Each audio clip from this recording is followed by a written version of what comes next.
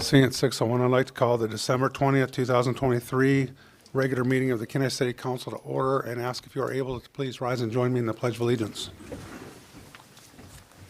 I pledge allegiance to the flag of the United States of America and to the republic for which it stands, one nation, under God, indivisible, with liberty and justice for all. Welcome, everybody. And for those of you that are looking at the agenda, and I know most of you are here probably for the volleyball and the football championship proclamation, you don't see that. We're going to move that to the top of the agenda so you won't have to sit through our whole meeting, okay? Sound good? Clerk, please call the roll. Councilmember Askin? Here. Mayor Gabriel? Here. Councilmember Daniel? Here. Councilmember Sonart? Here. Vice Mayor Naxted? Here. Councilmember Dothett is absent. Councilmember Baisden? Here. Student Representative Tanner? Here. You have a quorum. Thank you, Madam Clerk. Council, before we get to the approval of agenda and consent agenda, I'd like to call attention to a laydown you should have in front of you with requested additions to the packet. Action, add to item H3, action approval, special use permit to Beacon Occupational Health and Safety Services. It's a commission recommendation memo requested by administration. And action, add to item H14, action approval, letter supporting KPEDD's application to EDA for a 3-year partnership planning program. Pleasure, Council. Vice Mayor Naxted. Thank you, Mayor. I move for approval of the agenda and consent agenda with the add items H3 and H14, and request moving the 2 proclamations from the mayor's report to the very beginning of the meeting before scheduled administrative reports. Request unanimous consent. Is there anybody on the from the body that'd like to amend the consent agenda at this time? Seeing none, clerk, would you please read the consent agenda into the record? Approval of the regular meeting minutes of November 15th, 2023, brought to you by the city clerk. New business, action approval, bills to be ratified, brought to you by the administration. Action approval, purchase order and purchase order amendments requiring council approval in accordance with KMC 715-020, brought to you by the administration. Action approval, special use permit to Beacon Occupational Health and Safety Services for use of office space at the Alaska Regional Fire Training Facility, brought to you by the administration. Action approval, a special use permit to Alaska Sure Seal for snow storage, brought to you by the administration. And action approval, special use permit to Schillings Alaska Inc. for snow storage, brought to you by the administration. Action approval, confirmation of mayoral nominations to partial term appointments to the Council on Aging and Beautification Committee, brought to you by Mayor Gabriel. Introduction of Ordinance 3383-2023, amending the official zoning map by rezoning all parcels within Let's Sing 1985 subdivision, plat number 85-55, and Government Lot 170 from General Commercial CG to Suburban Residential RS zoning district, brought to you by the administration. Public hearing on January 3rd, 2024. An introduction of Ordinance 3384-2023, canceling previously appropriated projects, authorizing a transfer of funds from the Wastewater Facility Capital Project Fund to the Water and Sewer Capital Project Fund, and appropriating supplemental funds for the construction of a new water pump house at the city's water treatment facility, brought to you by the administration. Public hearing on January 3rd, 2024, and that is your consent agenda. Thank you, Madam Clerk. Is there anybody from the general public that would like to speak to any item that is on the consent agenda, which was just read into the record? Do we have anybody online? Anybody online that would like to speak, please press *6 to raise your hand, or press the raise your hand button. Sorry, *9 to raise your hand. There are no hands raised. Thank you. Seeing no one wishing to speak to the consent agenda, we'll bring it back to council. Unanimous consent was requested for approval of the consent agenda and regular agenda. Is there any objection? Seeing none, the agenda is approved, which brings us to something vaguely familiar. I think I remember something about these girls being here last year. And we've got a proclamation. We've actually got 2 proclamations. We've got one for a proclamation in recognition of the Kenai Central High School girls varsity volleyball team as the Alaska Division III State Girls Championships for year 2023. So I think we'll do that one first. And if I'll have you, the coaches and players come up and I'll read the proclamation and we'll get some pictures. And then after that, You can sit down, we'll have the football proclamation and then pictures there. And then I'd like to have a group picture of the volleyball and football, if you guys are okay with that. Does that sound good? So if we can have the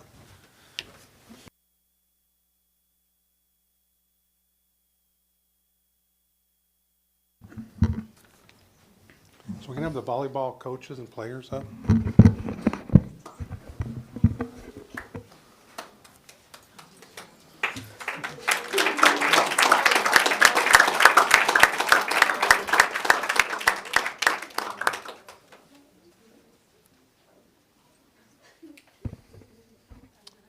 So this is a proclamation and recognition of Kenai Central High School girls varsity volleyball team as the Alaska Division 3A State Girls Championships for the year 2023. Whereas the Girls Division III Alaska State Volleyball Championships were held at the Anchorage Alaska Airlines Center in Anchorage on November 9th through the 11th, 2023. And whereas the Kenai Cardinal Girls Varsity Volleyball Team won their second state championship in school history.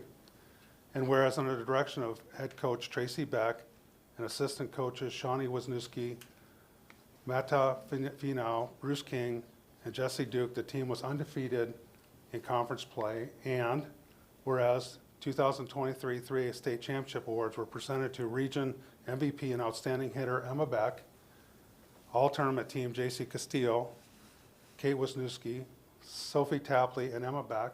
And whereas members of the volleyball team were Kate Wisniewski, Evia Miller, JC Castillo, Emma Beck, Camila Gonzalez, Stella Selenoff, Grace Bezier, Elsie Miller, Tate Cooper, Sarah Baisden, Savannah Hirschberger, Gracie Every, Brennan Hansen, and Sophie Tapley.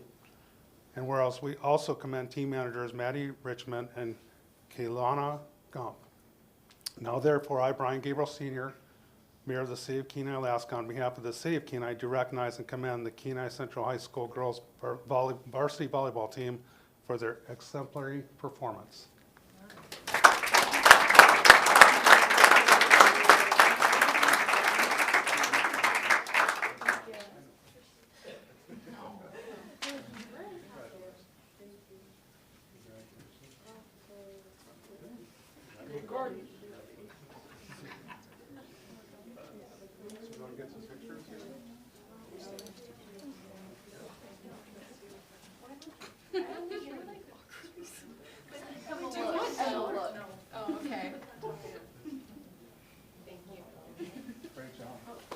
So if you want to take a seat, and then we'll come back and get a picture with the football players.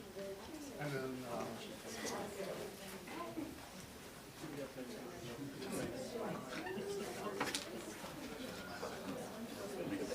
so we get the football players, coaches, staff. Please come on up.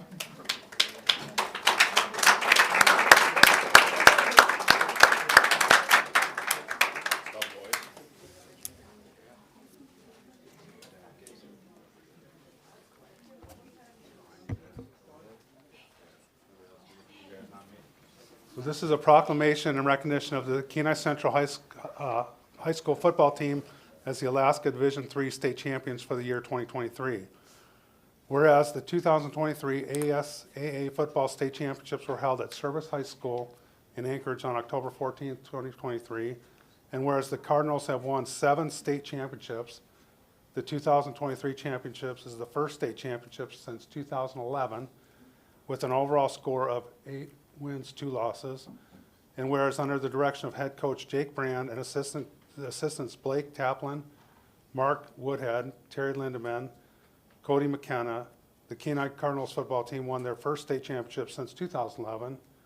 And whereas 2023 Region 3 State Championships awards were presented and Zeke Uregi was named game MVP, William Wilson, Wyatt Cole, Logan Myers, and Elliot Hawkinson were named players of the game. And whereas members of the football team were Zeke Uregi, William Wilson, Wyatt Cole, Owen Smith, Spencer Ma, Elliot Hawkinson, Zane James, Dylan Bird, Cole Langham, Sawyer Van, Bobby Hayes, Makai Johansson, Rohan Hansen, Roman Mosquito, Tony Perez, Logan Myers, Asa Campanella, Daniel Bettis, Hayden Hughes, Keegan Rommel, Tyler Van Sky, Isaac Potton, Keona Taylor, Garrett McKenna, Luke Cole, and managers Ryan Johnson, Austin Thompson, and Zach Armstrong. Now therefore, I, Brian Gabriel Sr., Mayor of the City of Kenai, I'll ask on behalf of the City of Kenai, do you recognize and commend the Kenai Central High School football team for their exemplary performance?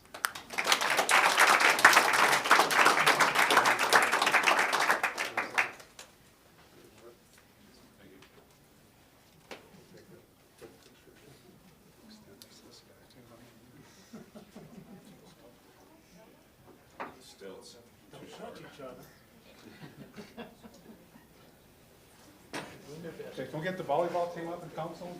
You can come up here and let's get.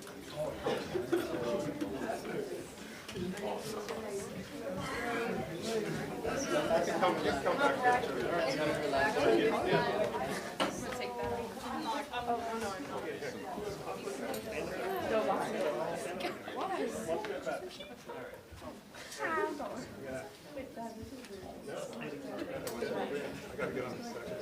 Let's go.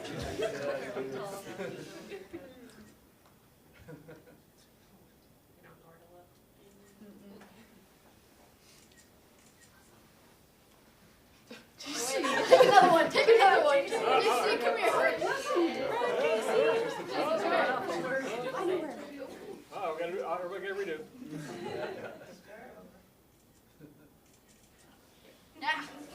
You guys want to just take a seat? I think council wants to say a few words and then you guys.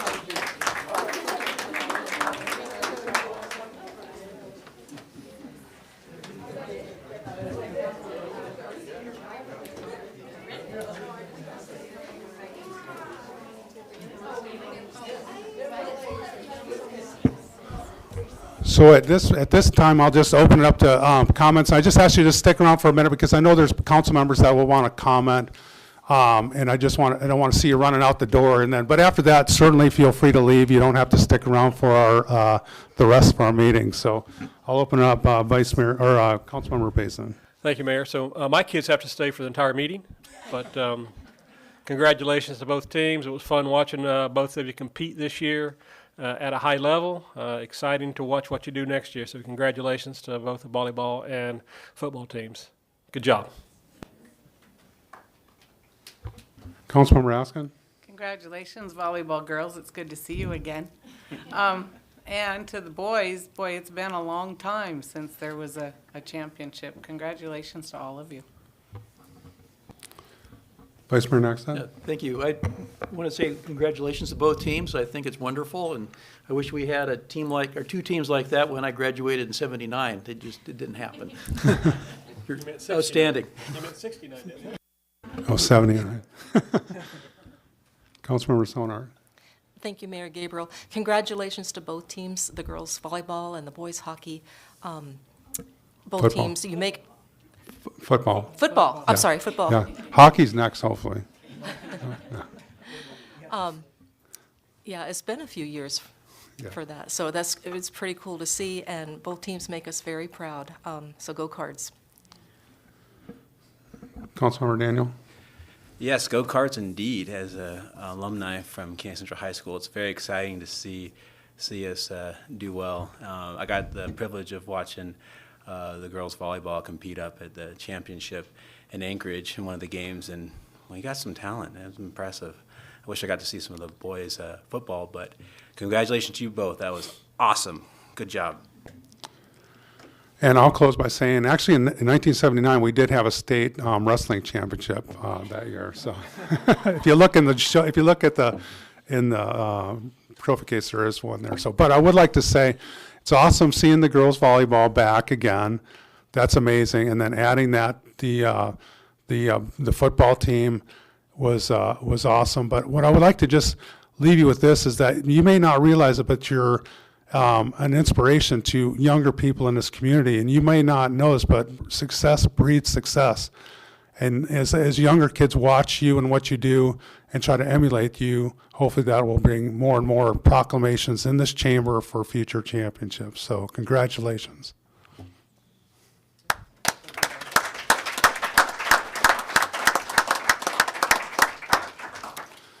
So unless you want to stick around for public hearings, you're free to go.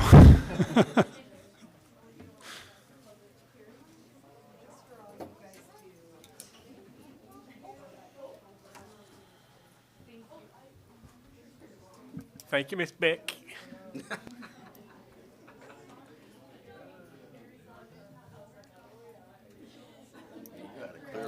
Yeah. Kids didn't listen to me, they don't stay. Okay, council, this evening we have no scheduled public comments. Is there any?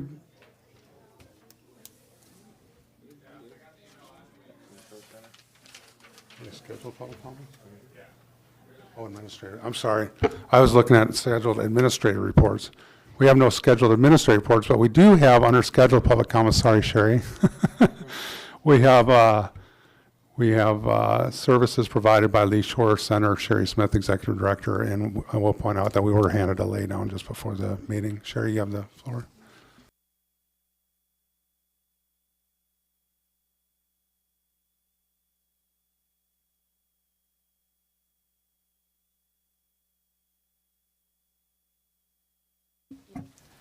Okay, now you can hear me? Okay. So I am Sherry Smith. I'm the Executive Director of the Lee Shore Center. And it's important every now and then to kind of show our face and say, hey, this is what's been happening in our community at the Lee Shore Center. As some of you know, or maybe all of you know, it's kind of strange having the room clear out real quick. And 1979 was a good year because that was the year that we were incorporated as a nonprofit. So, kind of ties in nicely. So for people who don't know, we are the local domestic violence, sexual assault agency for our community. Our service area is Clam Gulch all the way up to Moose Pass. We opened our doors in 1985. We have a 34-bed emergency shelter, which is located over on South Spruce Street. And we actually lease the land from the city of Kenai. We get charged a whole $1 a year, which is pretty good. We thank you for that. And we also have a 25-bed transitional housing facility. So we have been in this community doing this business for 39 years. I have been with the agency for 29 of those years. So, we have a long history. The agency was basically built with volunteer donated materials. There wasn't any really grant monies that started that. It was just some women getting together and saying, hey, we have a big need in our community and let's do this. And they went up to Anchorage. They looked at the Awake shelter up in Anchorage and came back down and got it going. And we've been going ever since. What we do with the Lee Shore Center is really work with domestic violence and sexual assault victims that are in need of safe shelter. They may be needing help with protection orders. They may just be coming in to talk with an advocate. During COVID, we saw our numbers decrease quite a bit. And I think the reason for that, in some places out of state and even in state, they saw an increase. We didn't see that here. In fact, our numbers went down. We typically average 150 to 225 women and kids in our emergency shelter on an annual basis. A couple years ago, I added a couple beds in our emergency shelter for male victims. We've always served males, except they couldn't stay in the shelter because we can't have shared bedrooms, bathrooms. So I actually have a different room for male victims, and we would put them up in hotel rooms, but we actually got those 2 beds in, which has been great. We actually have had some male victims come in and stay with us, which has been wonderful. So, we're working really hard with the victims, and so we've got men, women, and children in our emergency shelter. There's no average length of stay. We have people coming in for one night. We have people coming in for, 6 to 8, 12 weeks. We're seeing a little bit more length time with people staying at their shelter, and it's because of housing around here. I think you are, kind of know we have a housing shortage in our community. So housing and transportation is kind of a big issue. During the last fiscal year, we had 104 women, men, and children stay with us. Now, as I said, typically we're going to see 150 to about 200, 225. So when COVID hit, it was really difficult for victims to get to our facility because if the abusers in the home, well, there's a lot of isolation at that time, people were asked to stay in their homes, they weren't able to kind of reach out to us like they normally would. So we saw those numbers drop. We went from like 150 down to, I think we had 60 during the first year of COVID, and then it went up to 74. And then, of course, the last fiscal year, it's at 104. Right now, at the first quarter of fiscal year 24, we're already at 84 that have stayed with us. So those numbers are going to be a lot higher. So, and that's 104 individuals in our emergency shelter for just under 5,000 bed nights. In our transitional housing facility, we had 23. They can stay up to 2 years there. So it's not a short term. They can actually stay longer at our transitional housing. We saw also 189 individuals on a walk-in basis, not staying at the shelter, but just coming in for help if they need help. Just about 940 something, I don't know, just 940 something victims needing court advocacy, and about 182 victims who are needing help with protection orders. We keep really, really busy. We are part of the sexual assault response team for our community, the disability abuse response team. We also, maybe a lot of people don't know, is that we are very active in not only crisis intervention, but prevention efforts. From my history, we have been going out to the schools, kindergarten through 12th grade, and doing violence prevention, healthy relationships, prevention efforts. So we actually go and do presentations, educational presentations to the kids in the schools, age appropriate, of course. So we're talking about what is a healthy relationship, dating violence, what is sexual assault, conflict resolution, boundaries. For the little ones, we talk about, respect and different things. The last fiscal year, we did about 90 presentations to about 900 and something students. This year already, just since school started, no, I think I'm wrong about that as far as how many. I think we did about 50 presentations to 900 students. Already this year, just since school started, we've had 94 presentations to over 2,600 students. And part of that is because the lower numbers were because schools were closed on some of those times, and we weren't really able to get out as often. We, as I said, we keep extremely busy there. We also have a clothes closet at our agency, which the community is very generous with the donations. So we have a clothes closet there at our facility that's open to the public. Anybody can come in 2 days a week, take whatever they want. We keep that clothes closet stocked, and then we take donations on Thursdays and Fridays. Our budget is around $1.6 million, and that is made up of local, state, and federal grants. Our main funder for our emergency shelter, is the Council on Domestic Violence and Sexual Assault. We have a prevention grant through them, our emergency shelter grant through them. We also have a 36-week batterers intervention program. That is for men who have been court-ordered because of use of violence in a relationship. That's also funded through the council. And then I was able to secure grant funding a few years ago to contract out with a mental health clinician, and that clinician comes into our facility a few times a month, probably once a week, to meet with the kids that are staying there and actually work with them on trauma that they've experienced. So we're really, really lucky to have that. Our transitional housing facility is funded through HUD, and then we have a HUD match grant through Alaska Housing Finance Corporation. We also write grants to ConocoPhillips, Walmart, Alaska USA, help out annually, typically with food costs. And so, a lot of grants, a lot of grant writing.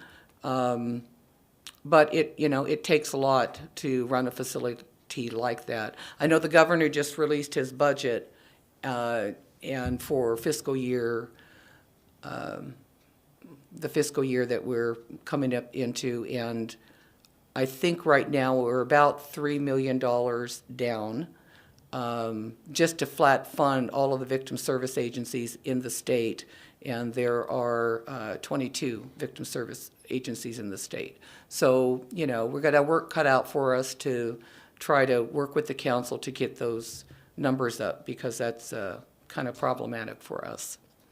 But just wanted to share a little bit about what we're doing in our community, because I think that sometimes people, don't really remember that we're there, and it's important for us to remind people that we've got this wonderful emergency shelter for victims in our community. So we're pretty lucky with that.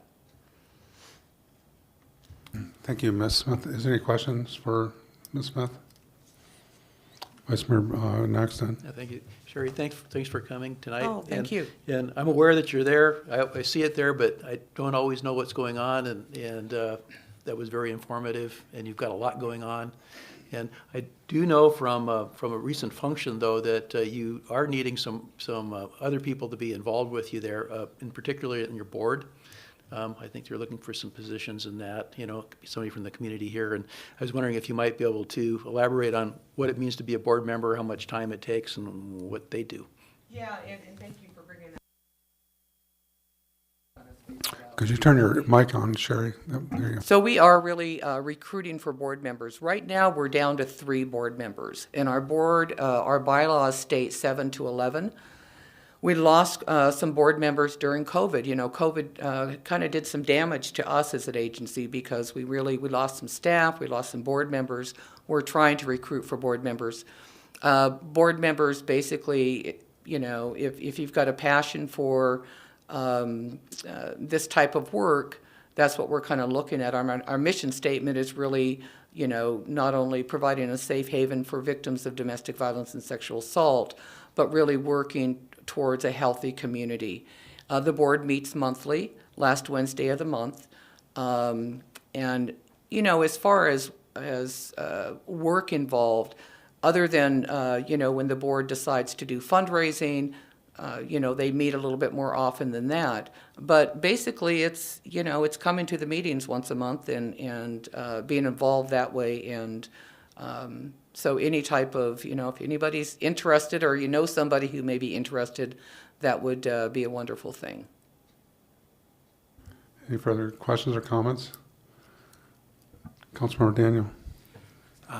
First of all, thank you for coming and presenting all that, because it's interesting. I've lived here a long time. I know you're there, and I've heard of all the services you offer and provide, and it's a great thing for the community when it's needed. I did not know about the outreach side of it in the schools, and that is awesome. And my question is, where I'm going with it is, how do the schools know about it? How do they know? Do they reach out to you for that? Are you offering it actively? I'm just wondering how the schools get involved on that side of the conversation.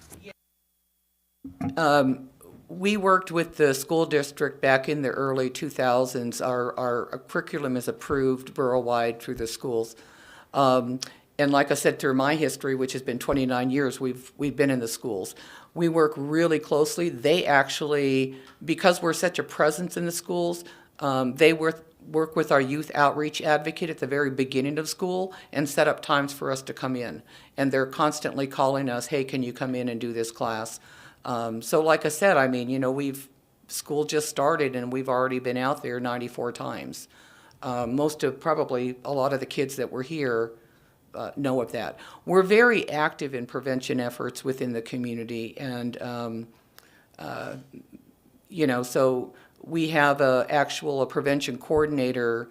You might have heard of Points on Prevention. That's through us. We work very closely with Change for the Kenai. So we do a lot as far as prevention efforts. But yeah, the schools we work very closely with. They've been wonderful. Further questions or comments? I'd just like to say thank you for all you do, and I was able to attend the volunteer appreciation event you had a couple weeks ago. Very well done, and it was good to see a lot of young kids there too, just to see them involved and understanding the work that you do. But for folks that when this is the type of presentation that when you walk in and give it, I wish you'd say we had one client last year.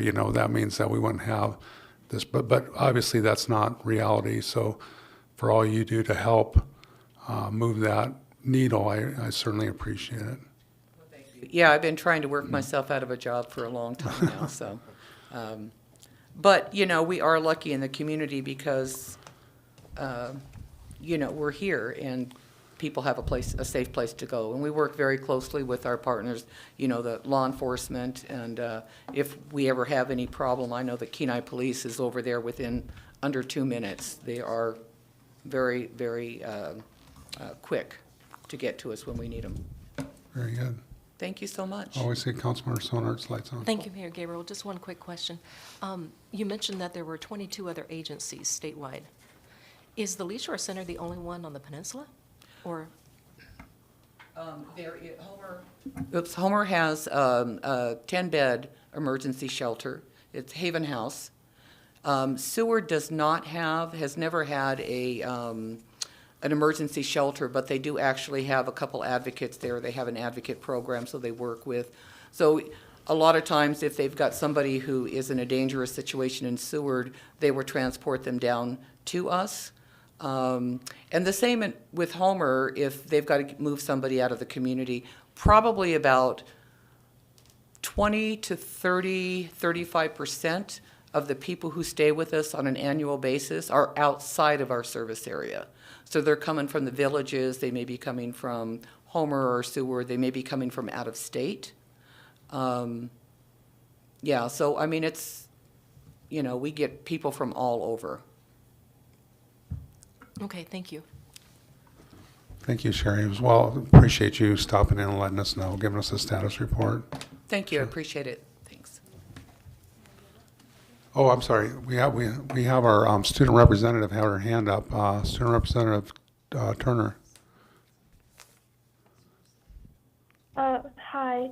I didn't really have a question. I just want to say that I've dealt with some of these situations in my own life, and I know that something that deeply affects students, any family-related issues. So I say thank you for everything you do, and I know it helps people all over the community. So, yeah.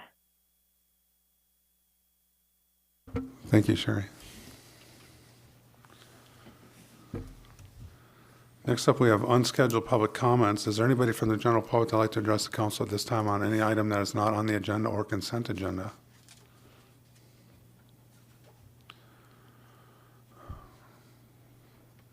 Ms. Nelson.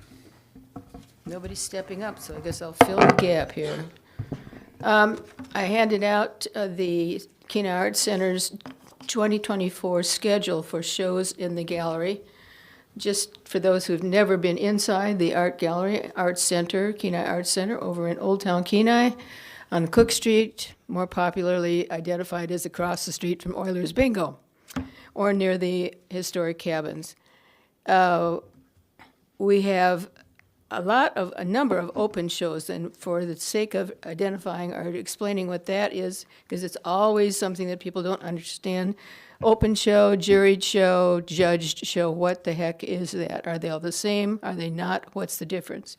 Open show means that anybody over the age of 16, with some exceptions of the age, can enter that show with whatever they've got, depending on the media identification. Generally, if it's an open show, it's open to all media also, but that's not 100% the case. So you have to read the information that's on our website as far as the specifics. So in January, Call for Art, Feels Like Home. That has a not a profit motive, nonprofit motive. The sale of artwork from that show will go to the. I'll need help on this. I don't know if somebody can help. Is there a Feels Like Home project? Well, anyway, it has to do with kids who need a place to stay. Maybe you can help me with that later on. But anyway, I haven't been working with that one other than the president, Charlotte Coots, our executive director, and a couple of the other board members have been working on that specifically. So that will be a first for us to have a specific fundraising element associated with it. It's probably not going to be all that much money. The sale of the artwork, the money from that would go toward this particular cause. February open call, People's Choice, that's a whatever thing. And then Call for Art in March, the theme is medieval forests, and that is going to be based on, don't laugh now, Robin Hood and Maid Marian, spelled with an A, not an O.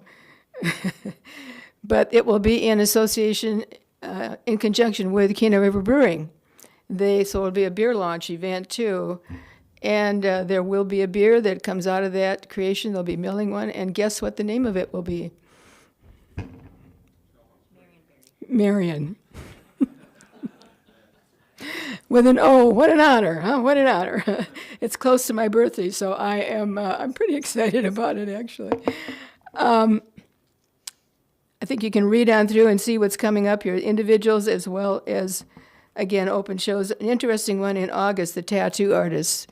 Now, people who do tattoo work, of course, they've already been doing other kinds of artwork on paper or whatever. So it's an opportunity for them to show their wares. I do not know exactly how that's going to work out in terms of the tattooing part of it. I don't know that we'll have actual tattooing going on, but there'll be examples of it for sure. There's some absolutely gorgeous tattoos on people that we've all seen at different times. So Mr. Basin and Councilman Bensley, he's probably going to work up something between now and then, right? Thumbs up on that. The student show, or I should say not the student show, the mural show in November, December will have one change. We have had a age 16. We're going to elevate that to 18 again. It's just a management decision because it has special circumstances and the people are in there working together the whole week, and there has to be a level of maturity there to handle that appropriately. Not that what goes on is immature or seamy or anything like that. There's just a practical evaluation on our part. And then the Potter's Guild show, there's that, and they also have a Christmas show in December, which we just went through, and they're always super, super popular. So you jot that on your calendars. Any questions from anybody? Any questions for Ms. Nelson? Nothing. My goodness. And right now you've got your mural. Again, mural for yeah, it's 2023. super popular. One of the best things about the mural is the things that have spun out of that. Because you have, 15 to 20 people working in the Art Center gallery.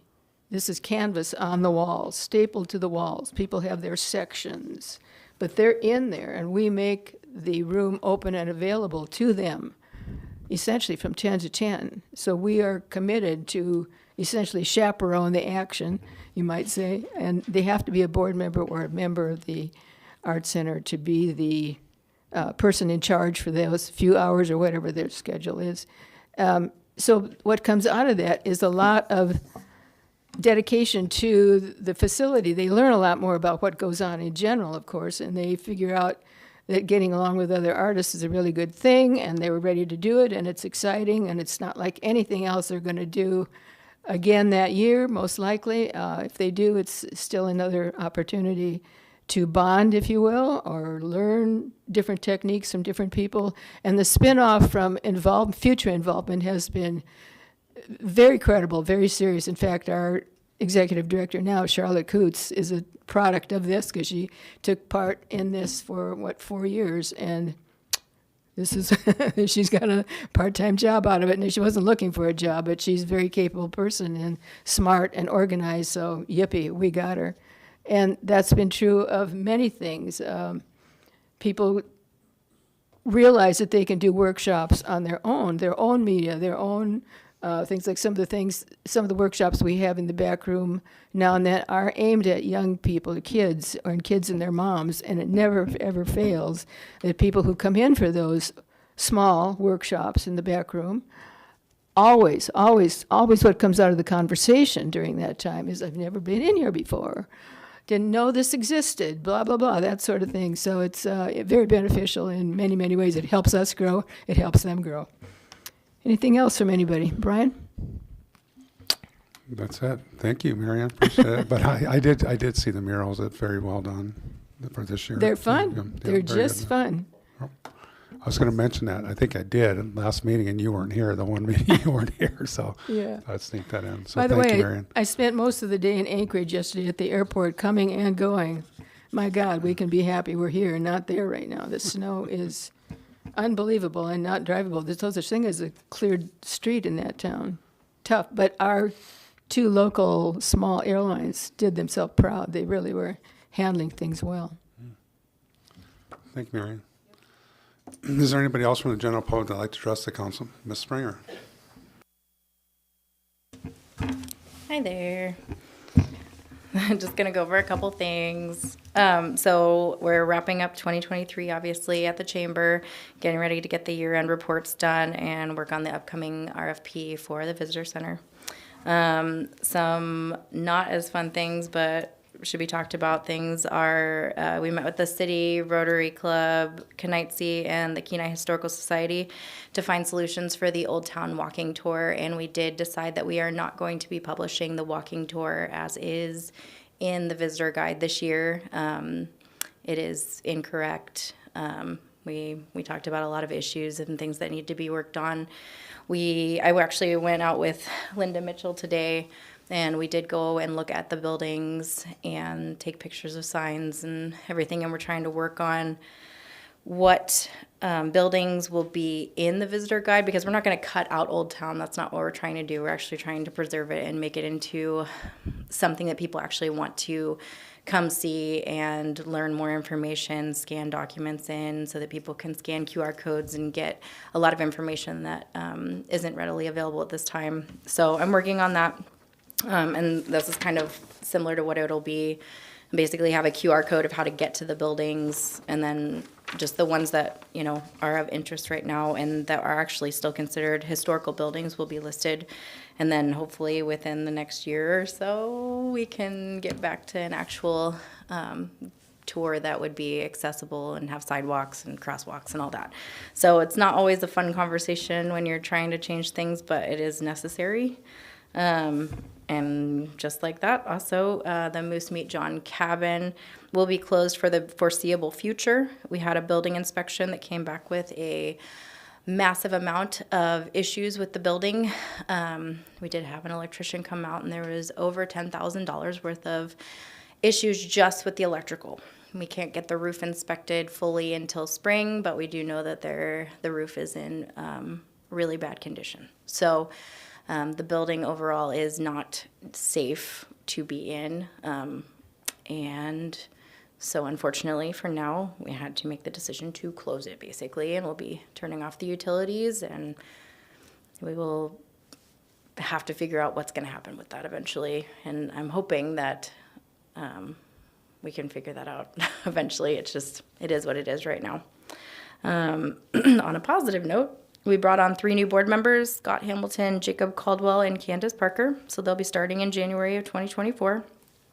And then, of course, I'm really excited for the new 2024 programming that we have set up, like the Community Business Lecture Series, the First Friday Artist Series, and then and that goes through September, and then the free movie nights through May, and then one in December. So I'm available for questions.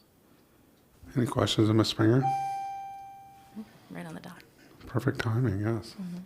Vice Mayor Nexon. Thanks. The Moose Meat John Cabin, is it a possibility to have it open to the public in the summertime with the electricity disconnected and all of that? Kind of like historic cabins are just dry cabins and daylight. I would say that once I can get a full building inspection and find out how, the floors are pretty bad right now. I want to make sure that before we have people going through it, because right now there's just a couple people that go through it. If you start having a bunch of people go through it, I'm not sure if that's great until we can really repair some of the structural damage in there. So at this point, I do not believe that would be something accessible for this summer. I definitely would not be opposed to something in the future. Further questions, comments? I guess I would ask that if you, when you do get a report, final report, is if you could deliver to council here so we know sort of the status of where that's at. Mm-hmm. Oh yeah, I plan on making everything very transparent and Oh yeah, public. definitely. Mm-hmm. Very good. Yeah. Thank you, Samantha. Oh, anybody online? With, I don't see your hand up. Okay. Thank you, Samantha. Thank you. Oh, I'm sorry. Councilmember Sorry. Daniel. Real quick, just first of all, thank you for all you do. I know that answering and asking those tough questions is hard, and appreciate you updating the walking tour. It's gonna be real fun once we get up and running for people. I'm excited to see that. So thank you again. Of course. Is there anybody else from the general public that would like to address the council at this time on any item that is not on the agenda or consent agenda? Seeing none, we'll move to public hearings. First up, we have item E1, excuse me, ordinance number 3381-2023. Repealing Kenai Municipal Code appendices, public record inspection regulations, repealing Kenai Municipal Code Chapter 10.40, release of public records, and reenacting Kenai Municipal Code 10.40, access to public records. Pleasure, Council. Councilmember Basin. And move to adopt ordinance 3381, 2023. I'll second. Is there anybody from the general public that would like to speak to ordinance number 3381-2023?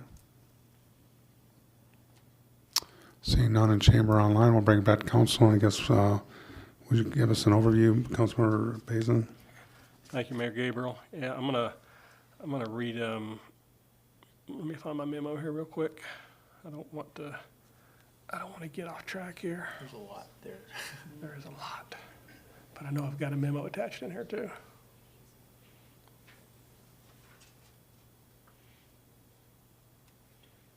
Where'd it go?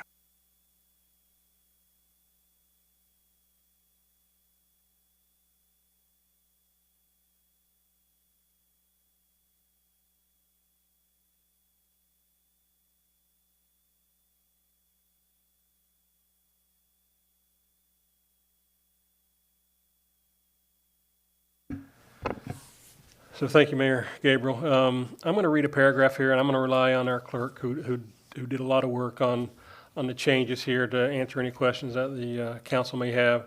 I just want to read, the ordinance as proposed would delete the public records inspection regulations from the appendices of the Kenai Municipal Code and enact a new chapter 1040, access to public records. This would place rules and regulations related to accessing city of Kenai public records into one location within municipal code. And I know, talking with Clerk Sainer, there was a lot of things that she noted whenever she was doing this rewrite, and I'm going to defer to her with a lot of the questions that you may have or may not have, and let her give an overview if you don't mind. Ms. Sainer. Thank you. To the mayor. Most of this simply repealed the current code and incorporated what was in the appendices that's also being repealed together, kind of rephrased it. But some of the highlights of it was response by departments. We made it clear that normal responses that are easily accessible records can be responded to by the department on a verbal request, and clarified our current practice where law enforcement and fire records requests go directly through those departments. This codifies the process that's been in place for quite some time. We added a new section regarding litigation disclosure based on the current Alaska statutes that mirrors what's in Alaska statutes, as well as we had listed out records and previously that were exempt and records that were authorized that neither list captured all of the records. Instead, we updated how if we are to deny a records request, it requires us to cite what law is protecting that record from request, as well as in this section of code clarified how days are counted. We extended the time. Previously, we had 5 days to respond. We extended this to 10 days, which matches state and federal law. When we have people missing or on vacation or what, sometimes it's hard to respond within 5 days, which means we have to send a letter explaining why we can't respond when, in fact, the majority we respond to within 2 to 3 days. But there's occasions that we're going to need to go out a little longer on, as well as previously the old version allowed appeals of denials of requests or release of requests to go to the council, and we have changed that to match state statutes, and appeals will go to the Superior Court. I'm available for questions. Any questions, Ms. Sainer? Councilmember Basin? So maybe just a comment. Over the last years, public requests have increased, decreased? I probably know the answer to that, but I want you to maybe tell us what you're seeing from your side of things. And then a lot of what happens here with public requests is also checks and balances, correct? To make sure that the information is going out as correct, especially dealing with police and fire, because I know they have to probably be careful on the information they release. Thank you. So I'm smiling because the last 2 years we reported a pretty dramatic increase in our number of public records requests. I can say that it has definitely decreased substantially this year. I didn't look at the count today, but before I took my leave in November, we were down quite a bit, and we don't understand the trend. And yes, there is a checks and balance. We get normal requests that are pretty routine and we handle pretty well, but both police, fire, and the clerk's office, if they're out of the ordinary, we consult through the attorney and go through, and there's occasions where only portions of the records are to be released, so we have to redact and modify. But yes, there is a check and balance process. Thank you. Further questions? Vice Mayor Nackstead. Thank you. Thank you very much for all the work that you put into this. It's a lot, and took some time to go through it all, back and forth. But I do have, maybe it's 3 questions, but it's kind of 2. But first one is there's a lot of legal stuff in here. You collaborated quite a bit with our city attorney, I presume, on state statutes and all of that. Not that you wouldn't have a lot of that in your. Yes, the attorney reviewed all of these changes with me. The second thing, and it has to do with your time and the cost per copy. It's in there. I think it was 5 hours. You're obliged to put in. That's just.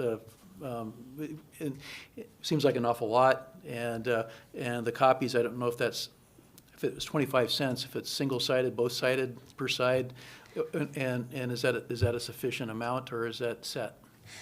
Thank you for the question. So as for time, the Freedom of Information Act and the State of Alaska statutes require that the first 5 hours be provided free in a 1-month period. So if a requester came back in that same month and had already exceeded their 5 hours, we could then start charging. And as for fees, the statute's very clear that we can recover costs. So if we were to increase, we would have to justify that the cost to us to reproduce that record had increased.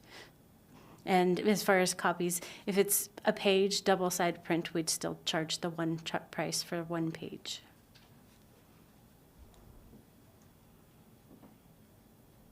Further questions? Further discussion? Thank you for all the work put in, and I have no objection to this, and we'll be supporting this ordinance. And I think this is one of those things, from what my understanding is, working with other public agencies, there seems to be that the public FOIA request seems to be cyclical. You can't really pin a trend whether they're going up and down. There just seem to be based on what's happening with that particular governmental body, I guess. So, but certainly I think this aligns well with, and it also allows for hardship payment, right? People can't afford the fees there, and there's a provision in there for reduced costs. So, seeing no further discussion, clerk, please call the roll. Mayor Gabriel. Yes. Councilmember Daniel. Yes. Councilmember Sonart. Yes. Vice Mayor Naxted. Yes? Councilmember Baisden. Yes. Councilmember Askin. Yes. Student Representative Tanner. Yes. You have 6 yes votes, 1 absent. Ordinance number 3381, 2023 is enacted. Thank you. Next up, we have ordinance number 3382-2023, amending Kenai Municipal Code, Chapter 7.05, taxation of real and personal property to provide an exemption on the first $100,000 of assessed valuation other than motor vehicles and watercraft owned by each taxpayer and making housekeeping changes. Pleasure, council. Councilmember Baisden. Move to enact ordinance 3382, 2023. I'll second it. Is there anybody from the general public that would like to speak to ordinance number 3382-2023? Ms. Springer. We'll note that you have a supporting letter in the packet. Yep, and that's basically what I was going to say, is just kind of to reiterate what I put in that letter, is just that obviously as a representative of the Kenai Chamber of Commerce and Visitor Center, I think this is a move that will really help our community, make Kenai more business friendly, and just wanted to, again, show our support and make sure it's heard. Any questions of Ms. Springer? Thank you, Samantha. Councilmember Baisden. Let me finish public hearing, if we don't want, or public comment rather. Is there anybody else from the general public that'd like to speak to ordinance number 3382-2023? Seeing nobody in chamber online, Councilmember Baisden. Thank you, Mayor Gabriel. I was going to ask maybe from overview for the public, for the city manager, and what he thinks the economic benefit may be with the numbers that he's crunched. Ms. Shebank. Thank you, Mr. Mayor, Councilmember Baisden. A general overview. When I, just for council's benefit and the public, when I took office or was promoted to this position, I reached out to the businesses of the community and just to introduce myself, but also to encourage or request, ideas or anything that the city could help them do to make their businesses more successful. This was one of the ideas that came forward, was to provide this exemption. This is a similar exemption that's provided by other local municipalities. City of Soldotna and the Kenai Peninsula Borough both have this exemption on the books. We talk in this ordinance about exempting business personal property, but in fact what this does is it exempts the first $100,000 of any personal property. It really is targeted towards businesses. Because under Alaska statute, an individual's personal property or household belongings and things like that are automatically exempt. They're already exempted by state statute. So this really doesn't benefit a private individual, but it does benefit our businesses. Under the city's current tax rate, which is 4.35 mils, a $100,000 exemption would provide property tax relief of about maximum of $435. In total, based upon last year's assessed value numbers, working with the borough, it's estimated that this is about a $35,000 revenue decrease to the city. I don't look at it as necessarily a total revenue decrease. I think this is an investment by the city and the community and our local businesses. It's a continuation of the city's, initiative to attract more businesses and be business friendly. In the past, we've rewrote our land codes trying to make the availability of city-owned lands to businesses easier. We've implemented storefront improvement programs and other incentive-type programs to assist businesses within our community, and I think this is just a continuation of that investment. And like I said, it also puts us on a level playing field with neighboring jurisdictions regarding the tax on personal property. Further discussion? Councilmember Naxton, or Vice Mayor Naxton. Thank you. I wonder how the vote's going to go. But we're all on here, and I want to point out that we did not collaborate so much as we got a call from the city manager expressing individually, I think, his desire to do this, and there really wasn't, to my knowledge, any collaboration between the council members here or anything like that. Just because it's usually one or two sponsors or something like that, 3. And but I do appreciate the city manager pulling this together and doing it. And it's not very common for a municipality to reduce taxes. They contemplate maybe raising them sometimes, but to reduce them. But what this does is it puts Kenai on a level playing field, like the city manager said, with the other municipalities, and I think that's appropriate. Further questions, comments?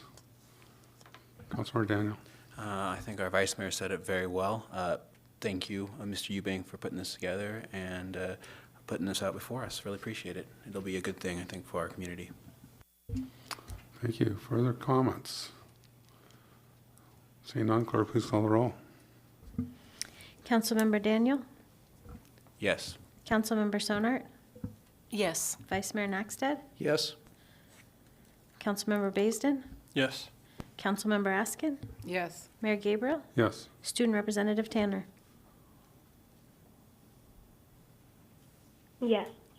You have 6 yes votes and 1 absent. Ordinance number 3382, 2023 is enacted. Thank you. Next up, we have resolution number 2023-66, adopting an alternative allocation method for the FY24 Shared Fisheries Business Tax Program, and certifying that this allocation method fairly represents the distribution of significant effects of fishery business activity in Fishery Management Area 14, Cook Inlet area. Vice Mayor Naxton. Thank you, Mayor. I move to adopt resolution 2023-66, request unanimous consent. Second. Is there anybody from the general public that would like to speak to resolution number 2023-66? Seeing none, we'll bring it back to council. Comments from council? I do have a question for administration. I just maybe should have called earlier and asked this, but do you recall this? Is this a down? I mean, it seems to me that we were getting, in years past, quite a bit more revenue from this, not just to the city of Kenai, but overall, I think right now the distribution between all communities is just under $6,500. Is that less than what it has been in the past, Mr. Eubank? Yeah, thank you, Mr. Mayor. It is down. So we receive our fish tax revenue in 2 different methods. This has always been the less significant amount that we have received. I believe in prior years, the amount divided between all municipalities in the Cook Inlet area may have been as high as $20,000. So it is down, but it's not. It's never been what I would consider a major revenue source for the city. Further discussions, comments from council? Unanimous consent was requested. Is there any objection? Seeing none, resolution number 2023-66 is adopted. Next up, we have resolution number 2023-67, authorizing a contract award and corresponding purchase order for the 2023 Community Wildlife Protection Plan Mitigation Phase 2 project. Pleasure of council. Vice Mayor Naxton. Thank you, Mayor. I move to adopt resolution 2023-67 and request unanimous consent. Second. Is there anybody from the general public that would like to speak to resolution number 2023-67? Seeing none online or in chambers, we'll bring it back to council. Deliberation from council. Councilmember Vice Mayor Naxton. Thank you. Not so much on this. It's just a general question, I think, of the city manager. I've noticed some large trucks of trees coming out of the city, through the city and heading out toward bridge access, double loads, about 12 feet tall. And I didn't know if that was a function of the Phase 1 or anything else the city is doing, or is that outside of the city going through, or do you know? Mr. Ebank. Thank you, Mr. Mayor. Vice Mayor Naxted, I'm not sure Mr. Curtin might know the status of Phase 1, if they are actually hauling trees out right now. Mr. Curtin to the city manager.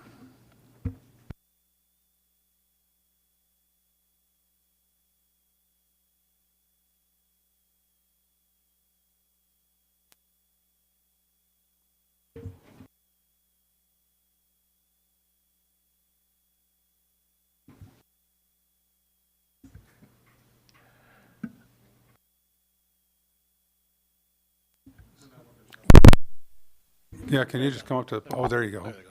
Thank you. There you go. Thank you for the question to the city manager, Vice Mayor Naxted. I have seen some of those truckloads. The majority of those have actually nothing to do with the trees that we're actually taking down at this time. Much of Phase 1, the Phase 1 project is complete now. He has been using some of it for firewood sales, I believe. But a lot of the stuff that you're seeing coming and going, I believe, is coming out north and heading out. There's several other folks in the area that are, I want to say, selling firewood to fire gas stations and things like that. I believe that's some of what you're seeing there. So, Councilmember Basin.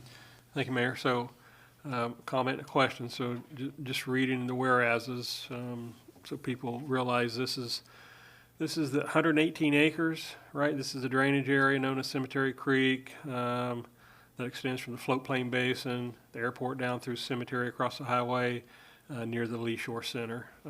I see the size and the price, $177,000. What is the time frame? So a lot of work you typically want to do in the wintertime and get this stuff out of there. Will this happen sooner than later? Mr. Curtin. Thank you. Through the mayor to Councilmember Baisden. So this work is all associated with a grant. That grant has a pretty generous timeline associated with it. I believe it's 3 years. So most of these have been 12-month durations that we've been putting on these. Our expectation was that Phase 1 is going to be largely completed before. This is the same contractor actually that's doing Phase 2. And he's going to finish the majority of Phase 1 before starting into this next section. There are limitations. The Forest Service does not like them actively cutting when the beetles are active. If the trees are already down and they're on the ground, they're able to pull them out and work with them and stuff, but they don't want them actively felling trees during 65 degrees and warmer typically. So. To follow up? Yep. Just to follow up too, so, and this does include falling and removal, so they're not just going to fall the trees in these areas without removal, correct? Disposal of it? Mr. Curtin. Thank you. A little bit of a mixed bag. So generally the stuff on steeper terrain is basically hand-felled and it remains in place. So they try to cut up in small enough pieces where it's in contact with the ground. Phase 2 is much flatter, the majority, with the exception of the area that's adjacent to the Lee Shore Center. That's really the only steep ravine area that we're expecting hand felling. The rest of it's largely all going to be able to come out. Thank you. Further questions, comments? Unanimous consent was requested. Is there any objection? Seeing none, resolution number 2023-67 is adopted. Next up, we have item E5, resolution number 2023-68, declaring a portion of outside way as dedicated on town site of Kenai U.S. Survey 2970 is no longer needed for a public purpose and consenting to vacation of the right-of-way. Pleasure, council. Vice Mayor Naxted. Thank you. I move to adopt resolution 2023-68 and request unanimous consent. Second. Is there anybody from the general public that'd like to speak to resolution number 2023-68? Oilers Park, or the Oilers building right across from Kenai Art Center. Seeing no comment, public comment from in the chambers or online, we'll bring it back to council. Councilor Meissner next then. Thank you. I was wondering if the city manager might give us a rundown on the journey to get here and what it is. Mr. Eubank. Thank you, Mr. Mayor, Councilmember Nackstead, and what blanks I can't fill in, we have our planning director here as well. So this is a request by the Peninsula Oilers.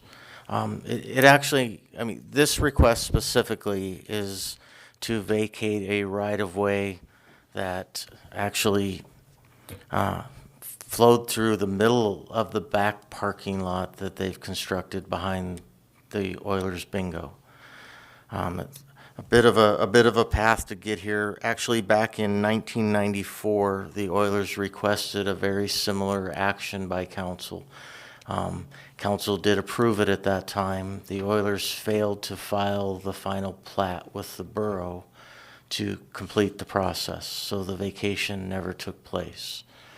What they are effectively doing is there are actually 3 lots that they own right there. There was a little lot on the front left corner of the bingo hall. There was the lot that the bingo hall sat on, and then there's the lot that is on the other side of this parking lot. They're removing the plat that they filed would remove all of those lot lines, would vacate this right of way that they're asking for the city to vacate, and then they're providing an additional right of way and creating a new street on the backside of their empty lot. So it becomes one contiguous lot, and they are dedicating, I believe I don't know that it's a completely new or it's additional right of way, that Linda probably could clarify for us. And there's a subsequent action in the packet here to actually name the street that's being created. So this was a process that was started in 1994. But again, they didn't follow through with the final plat, and but this will vacate that right of way that goes through the middle of their parking lot between their 2 back lots right now. Thank you. I do have a question, and I see that the next item on our agenda is just exactly that, a resolution that would name, assuming what our action passes on this resolution, that we would name Oilers Street on the next resolution. But I do, just for clarity, because I see it in the staff report that under the last recommendation, under staff recommendations, it said Kenai City Council adopt a resolution for naming the 50-foot dedicated right-of-way to Oilers Street. But when I look at the plat, it looks like it's 60-foot. Am I missing something there? And maybe this might be that's a little better, Linda. Ms. Mitchell. Thank you, Mayor Gabriel, through the city manager. That is, what you're reading is correct. So what happened at Planning and Zoning Commission, the original staff recommendation was to be at 50 foot, which their purview can be reduced. So we revised one of the conditions in the Planning and Zoning resolution to give it the caveat determining that where the existing pathway is, we would then subject to 60 if it's needed, because we don't want to dedicate 50 when the existing pathway requires 60. We wanted to give the applicant that flexibility. So after the meeting, the applicant provided a as-built survey. As you can see in your plat on page 53, the path of the driveway requires that full 60-foot width. And that's why the resolution was the original if it came down to reducing it to 50. Very good. Thank you for that clarification. Further questions, comments from council? Unanimous consent was requested. Is there any objection?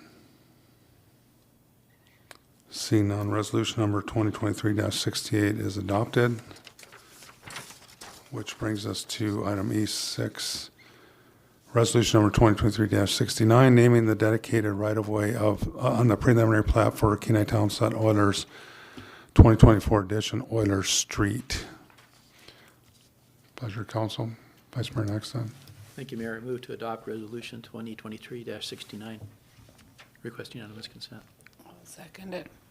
Is there anybody from the general public that'd like to speak to resolution number 2023-69? Seeing nobody in chambers or online, we'll bring it back to council. Comments from council? Vice Mayor, next then. Thank you, Mayor. I think it's an appropriate name for the street under the circumstances, and I'm guessing it's probably the only 60-foot right-of-way we've got in Old Town to boot. Agreed. I think it was originally proposed to be Oilers Avenue, but now it's Oilers Street, so. Seeing no other comments from council, unanimous consent was requested. Is there any objection? Seeing none, resolution number 2023-69 is adopted, and let's take a 10-minute at ease.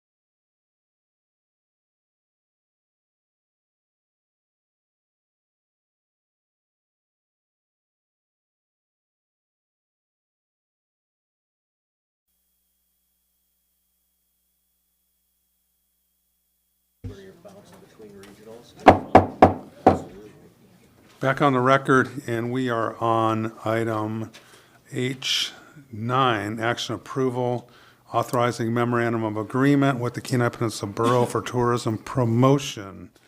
And I'll just turn it over to Mr. Eubank. Yeah, thank you, Mr. Mayor and council members. So,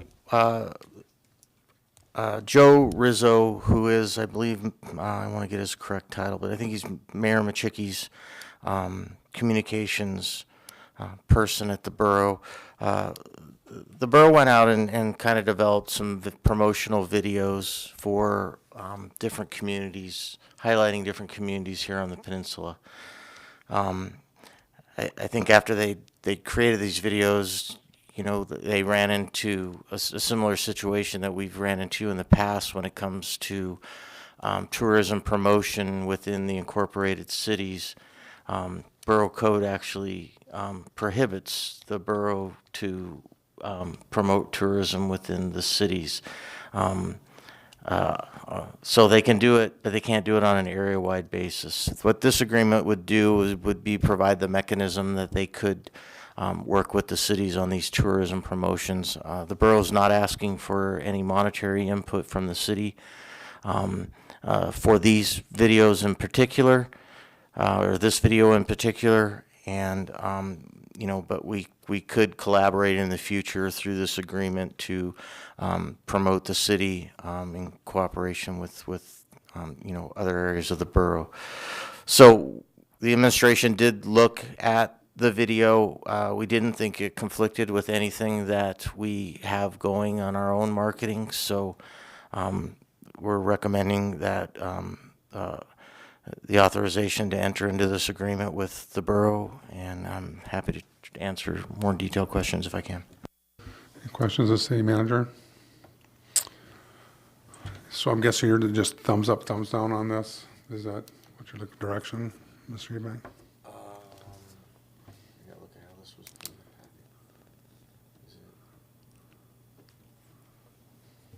Oh, Yes, we sorry. need a motion to authorize. Motion authorized, okay. Vice Mayor, next then. Thank you, Mayor. I move that we authorize the city manager to enter an agreement with the borough regarding the tourism promotion. I would second. That's unanimous. Discussion on the motion? Request unanimous consent. Very good. Unanimous consent was requested. Is there any objection? Seeing none, the motion carries. That brings us to item E10, or H10 rather, discussion schedule budget goals work session. Mr. Eubank.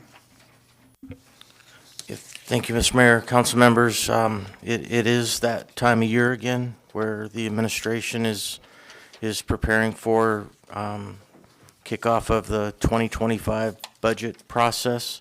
One of the typical first steps we make is to assist council and work towards establishment of council goals for budget submittal by the city manager. We're requesting a work session like we've had in the past where it's the intent of the administration to provide some framework or some draft goals for council to consider and discuss at that work session. And then what we would do after the work session and listening to the discussion is formulate a resolution that would be adopted at a subsequent meeting that would formally establish council's goals for the 2025 budget process. Do you have a time, let's get time frame in mind, Mr. Eubank? Yeah, thank you, Mr. Mayor. We would like to get it done. I'd like to have the resolution establishing those goals, establishing council's goals no later than the second meeting in January. So if we could schedule it early in January, it would be appreciated. And yeah, I'll be out from till the 14th of January. But not to say if that works for everybody else, they wouldn't. Are you going to put out a draft? Will we have a draft of what you're looking at, Mr. Eubank? Yes, Mr. Mayor, that is our intent, is when the agenda gets published, we will be providing council with, a draft set of goals to start the discussion. Mr. Naxton, When- Council, when- or Vice Mayor When did Naxton. we do this last year? Did we do it on a weekend or before a meeting? I don't recall. How much time is it going to take?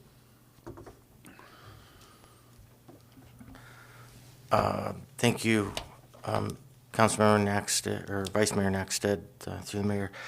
How long is it going to take? I don't know. I think that there'll be a direct correlation to how well I do in drafting some preliminary goals.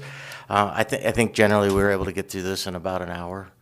So, we could definitely do it before a council meeting.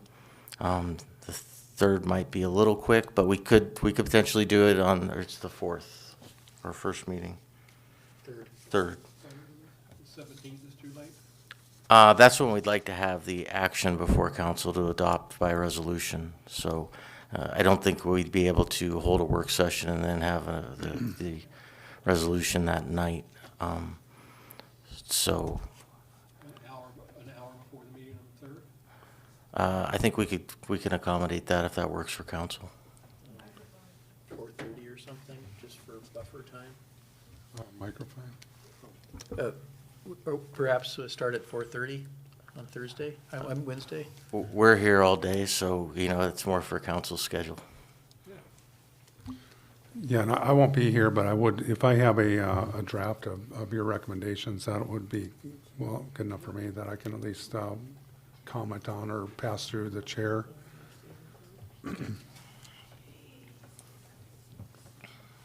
So we're looking at the 3rd. Let me pull that up. Was that right? Yeah, The 3rd at what time? 4:30. 4:30? Okay, very good.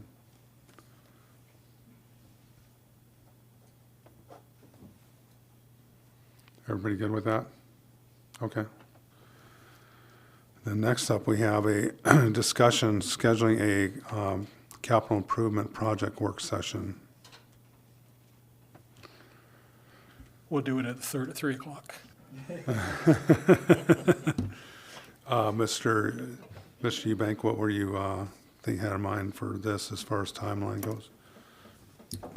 Yeah, thank you, Mr. Mayor. I'm going to defer to Mr. Curtin where they're at. Our ultimate goal is to have our 5-year CIP plan adopted in January, which provides us opportunities to submit into the state project system CAPSIS, as well as start to communicate that list with our federal congressional folks in trying to round up some funding for the projects.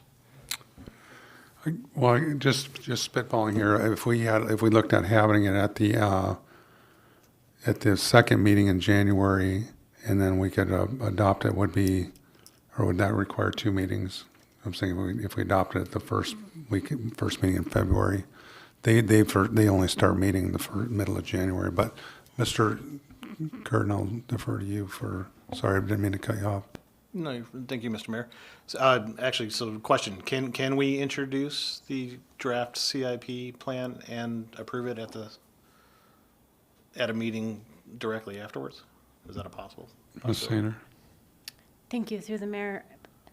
Yes, if we have the legislation in time for the packet and we can have time between the work session and the meeting to draft any proposed amendments to it that the council comes up with, yes, because that's adopted by resolution. So if we met before the meeting, the second meeting in January, which is I think the 17th, and then we can adopt it the first meeting in February? Yes. The resolution? Okay. Absolutely. It could actually be on the same meeting of the 17th, at the regular meeting on the 17th as well. Oh, okay.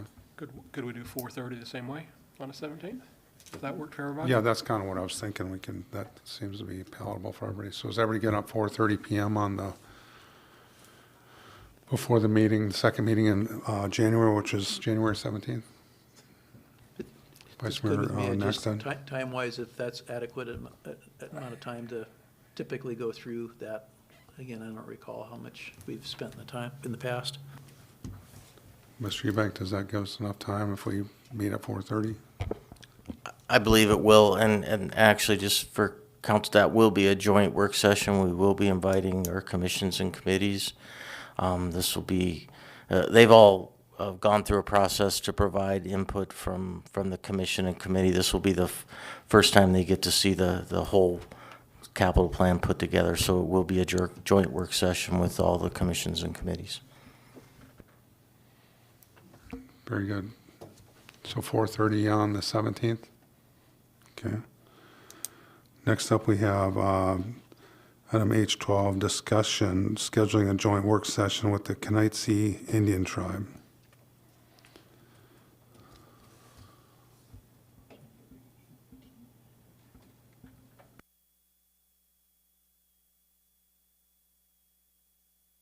Is there anything pressing with that, or just because we haven't done it in a while? Mr. Eubank, we did that, I think, a year ago, the 1st of January. Yeah, thank you, Mr. Mayor. No, I don't think there's necessarily anything pressing. We did reach out to the tribe. You know, we extended the offer to the tribe to meet at one of their meetings last time we hosted the meeting here in council chambers, and they proposed a meeting on the evening of January 18th at their elder center there in Old Town. And I worked with the clerk where it would be publicly noticed and open to the public to meet our requirements, but we would be meeting at one of their meetings. So your suggested, what we're looking at is January 18th. What time would that be, Mr. Eubank? At 6 to 7 p.m. And this is one of their board meetings? I'm not positive that it's one of their scheduled board meetings, but it is the time and place that they proposed to have the joint session. Okay.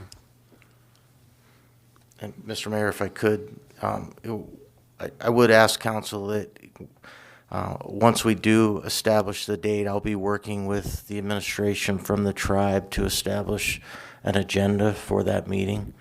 And if any council member has any item they would like to be included on that agenda, they could let us know here this evening, or they can reach out to myself or to the city clerk, and we'll make sure that we work those things into the agenda for that meeting. 6 p.m. on January 18th. Is everybody good with that? Her hand isn't up, is it? Oh, that's my mouse. Oh, okay. No, it's her. Nope, that's my mouse. Okay, very good. Okay, so we'll go with 6 p.m. on January 18th. Okay, that brings us to discussion action, virtual meeting participation. Ms. Sainer. Mayor, before we move on the, just following up on what the city manager asked, if we had anything that we wanted to have on there, and I don't specifically have one item, but perhaps we kind of review what we did a year ago, and this is an annual thing, and some of those things that were important then may still be important today. I think there was a playground involved, and maybe some other items that were discussed. If we can, go back and look.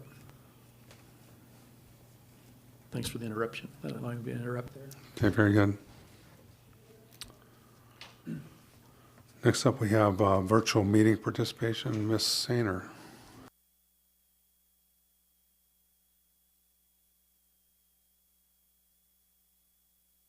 Thank you, Mayor Gabriel. I listened to the last meeting, and you guys had left it here for additional information from me. We put together an analytics, which is on page 203 of your packet, that shows the actual public participation through Zoom over the last year. Unfortunately, the analytics only go back 13 months, so we couldn't go back any farther than that. But if you will note that public participation for our boards and commissions is 0, other than city council and planning and zoning. And then the public, we have quite a few attendees. However, the number of actual people that participate during those meetings is much lower than the number of people that are there, and we are also live streaming on YouTube during city council and planning and zoning. I will note that our boards and commission meetings are not live streamed on YouTube. That's in part of one of our policies. So taking Zoom as a choice from those bodies would limit the public participation remotely to be able to watch what they're doing.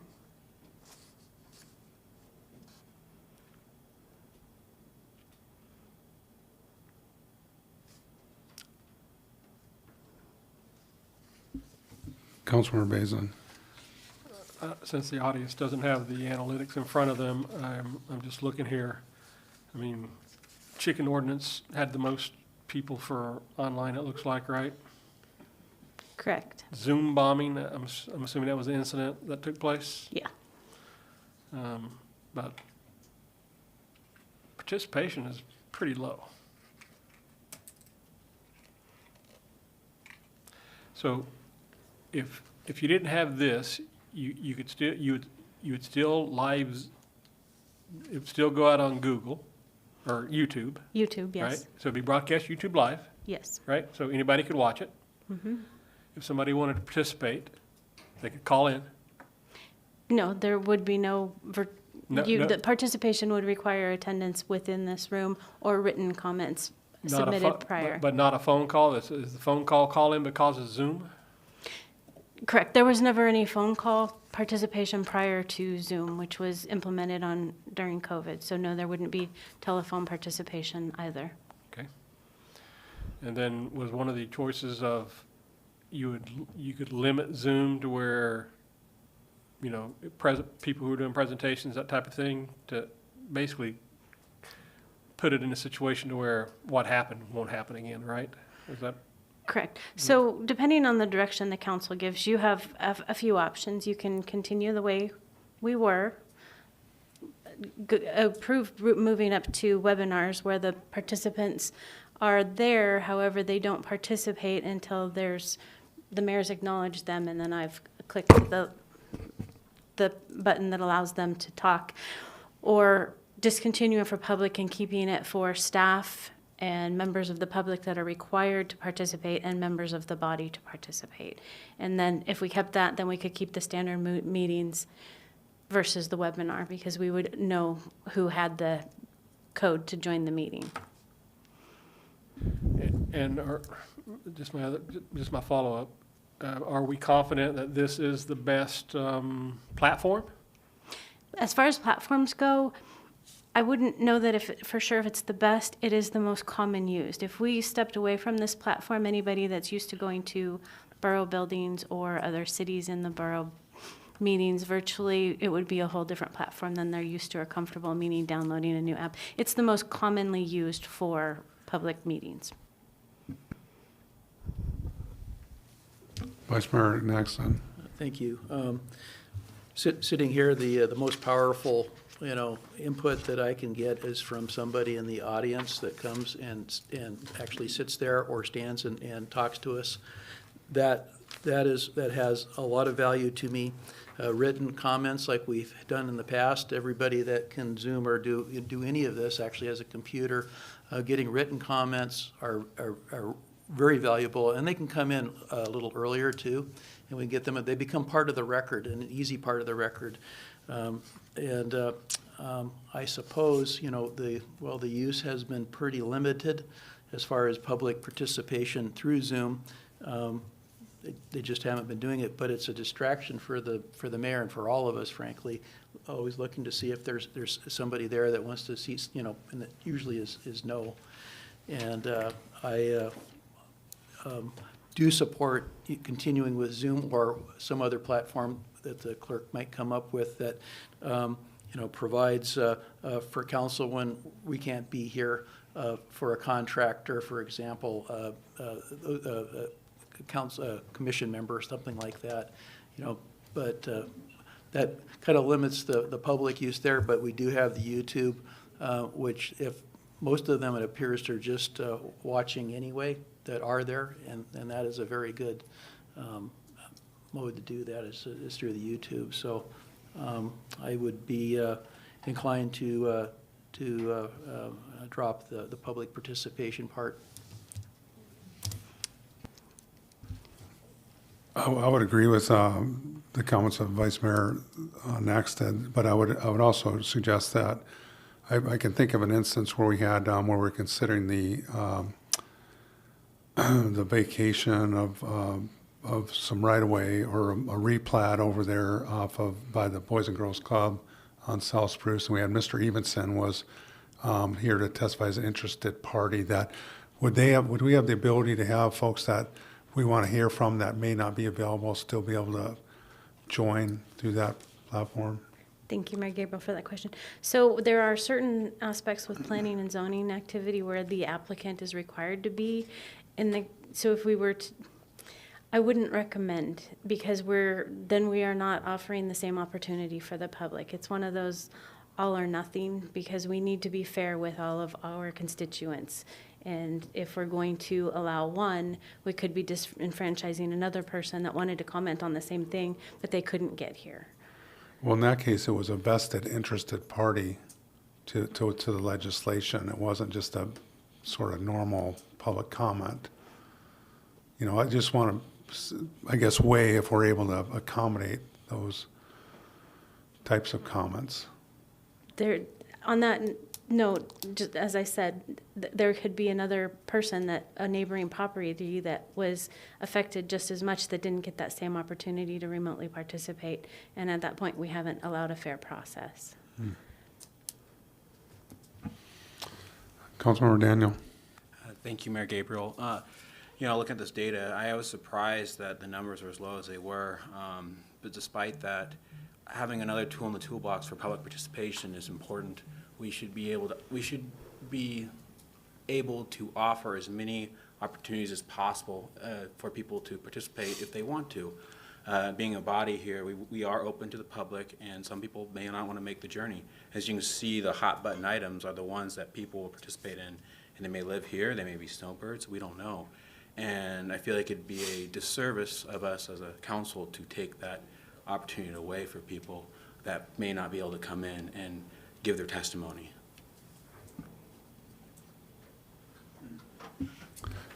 Councilmember Basin. It's all good comments. I mean, we brought this forward whenever COVID existed, and we were a successful body before we did this, and I think we'd be a successful body without it. You know, the borough, when you're dealing with Seward and Homer and all the remote places trying to get in, I could see the advantages there. Our small city of 29 square miles, you should be in this chamber right here if you want to have comments with this elected body. It just means more to me. Councilmember Daniel. We are a small city, I agree, but many of us travel outside. There's a lot of snowbirds, and that could make it difficult if they would like to testify on an issue that may be important to them. I don't see that being a realistic solution if somebody wants to come back home to share their knowledge. It's an important tool. It's a tool that we've opened that Pandora's box, and I feel like it'd be short-sighted as a body to take this tool away from our citizens here. And we definitely should consider it as a body to keep it going. Unless it's a huge, heavy burden on our staff that I'm unaware of, or there's a major cost component that I'm unaware of, or some other technical issue, we definitely should consider some sort of platform for participation. We've come this far. I don't see it makes sense to go backwards. I mean, people almost come to expect it now at this point. Further comments? Councilmember or Vice Mayor Naxted.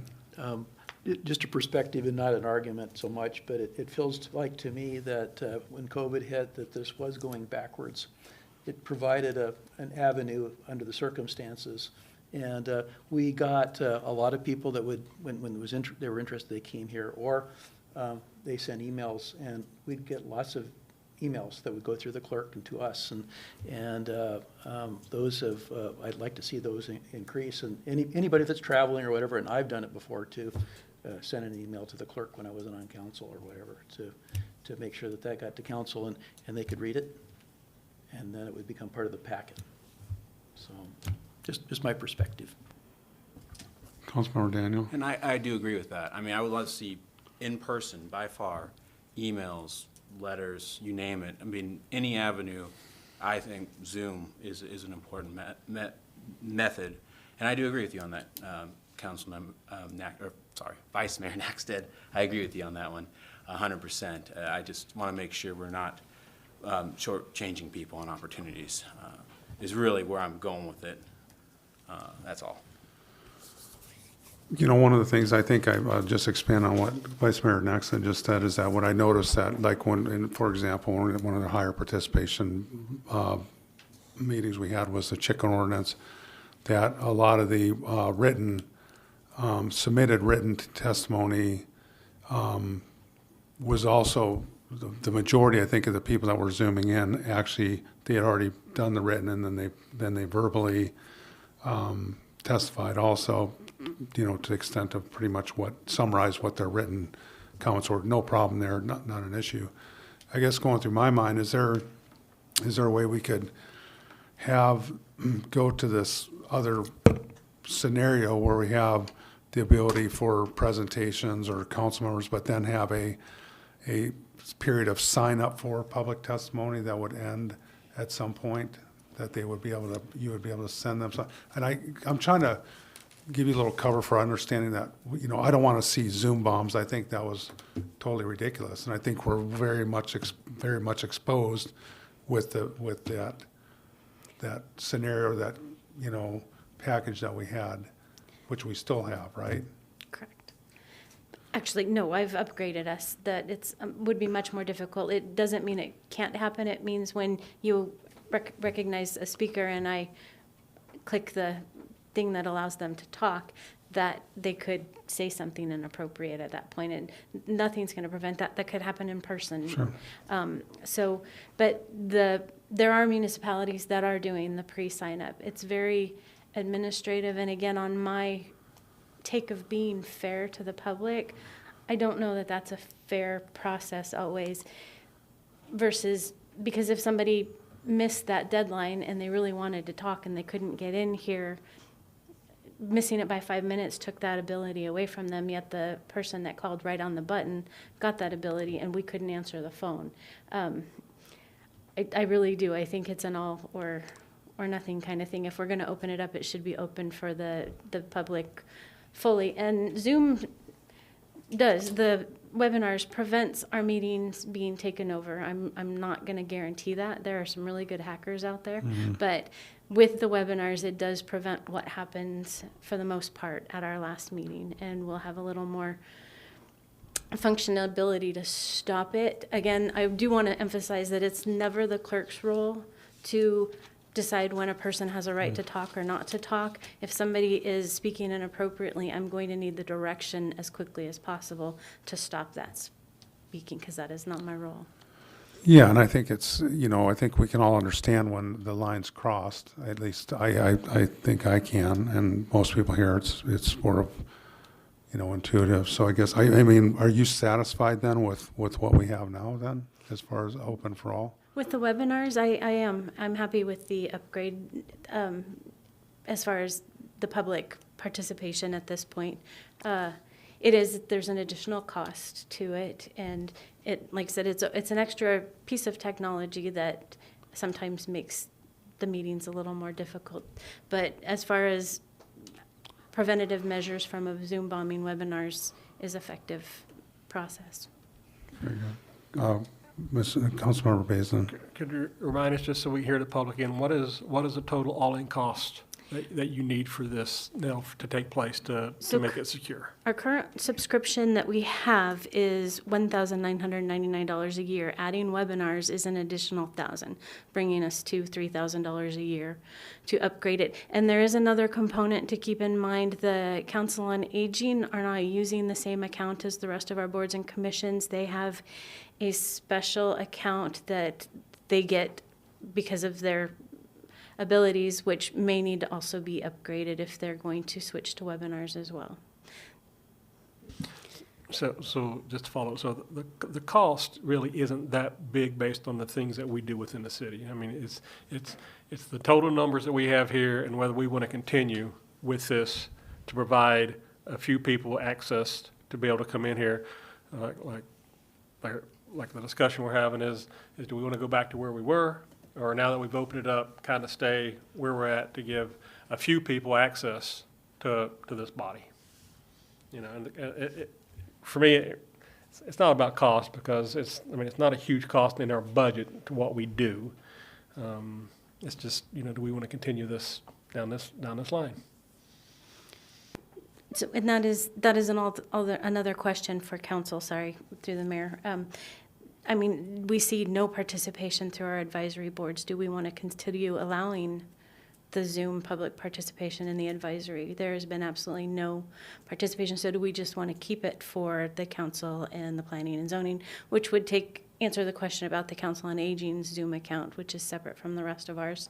And then there is the other factor. We have code that regulates the membership attendance for planning and zoning and council, but we have nothing for our advisory board commissioners. So we would want to possibly add to one of our policies on them, their attendance, the number of meetings they can attend via Zoom versus in person, and put something in place like we have for the council and the planning and zoning commission through a policy. Vice Mayor Nexon. Just to follow up on that, I mean, that does make sense for the commissions. And I'm thinking about the airport commission in specific, where to be on the airport commission, you don't have to live in the city. It's set up, we have people in Sterling, Key Beach, and there are other places. There's weather, there's all kinds of good reasons that they may not be able to make it. And in which case, you know, Zoom, or what we did before was a phone call, and that is even more difficult if you've ever done one of those in a meeting.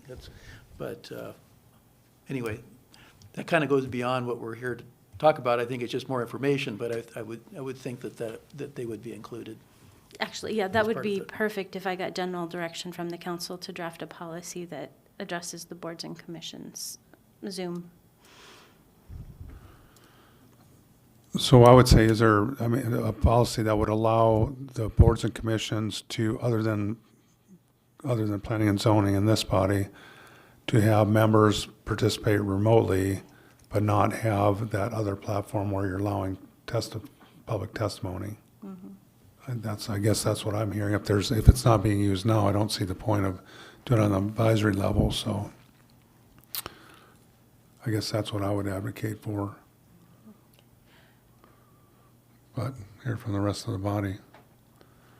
I'm good with that. Direction? Well, I think you're just looking for direction. So you'll be bringing back a ordinance, is that right? A policy. Or policy, A okay. policy adopted by resolution, yes. Okay. Does that give you a good direction? I think I have clear direction. Okay. Any other added, as far as this body goes? Okay. Very good. That brings us to commission committee reports. Council on Aging.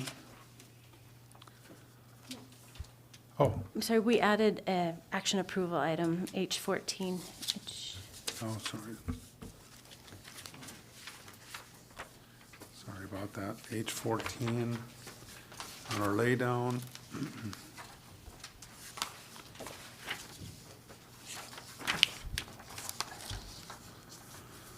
The letter supporting Yep. KPEDD's application. Yeah. Yes.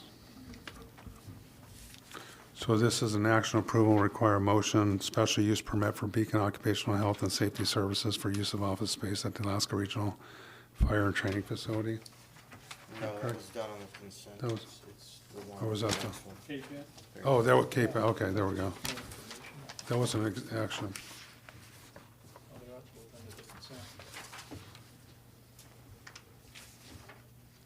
Okay, so this is a letter that would come from administration, is that correct? In support? Correct. It was asterisk to be on the consent, so they went. I don't think that was. Yeah, it's.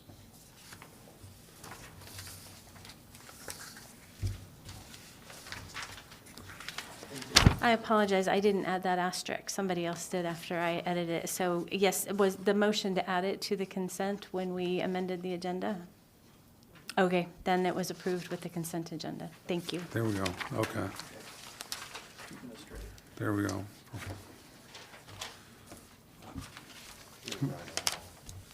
I know, that's a little confusing. Commission committee reports, Council on Aging. Thank you, Mayor. So Council on Aging met on the 14th, it looks like, but I was not there. Okay. So I can't give a report, I'm sorry. Okay. Was there minutes in the packet? I didn't look for Council on Aging. There may be, I'm sorry, I don't mean to put you on the. I don't think there was yet. Okay. I think it's a little soon after the meeting. Okay, very good. And I was not there, but I know they were going to repeat some of the stuff they had from their last meeting because they didn't have a quorum for their earlier meeting. So I think they were going to try to meet and talk about their capital projects. Very good. Airport Commission. Oh, thank you, Mayor. Airport Commission met on December 14th. They had one item, and they did recommend the special use permit for Beacon Occupational. And what that really does is it goes, we've already got a permit over there, but it goes to a month to month as opposed to what it was before, which I think was a year. The airport manager did report that ConocoPhillips, and I think it's in the city of Terry's report, but ConocoPhillips is looking to use Kenai as an alternate for their aircraft that they're taking from Anchorage to the slope. So there's another place to come to and fuel. Also, that HDL and Shannon and Wilson are doing some environmental work on the airport. Actually closed it for one night, and I saw them out working the following day. And this is all part of the airport runway rehabilitation. The next meeting will be on January 11th, 2024. Thank you. Harbor Commission? Thank you, Mayor Gabriel. There was no meeting. The next meeting will be February 12th. Thank you. Parks and Recreation Commission? Thank you, Mayor Gabriel. Parks and Rec, their December meeting was canceled. Their January meeting is January 4th. Thank you. Planning and Zoning Commission? That would have been Councilmember Doffett, and he is not here, which I think some of the items that were in there was the approval of the plat that we had before us this evening. But I believe those minutes are in the packet. So, Beautification Committee. They met in November on the 14th. I was at that meeting. I think I spoke to it last time. Most of the discussion was regarding flower selection, and there was a special work session as well in regards for coming up to for this year for what projects we're going to be looking at. The next meeting is on the 9th of January.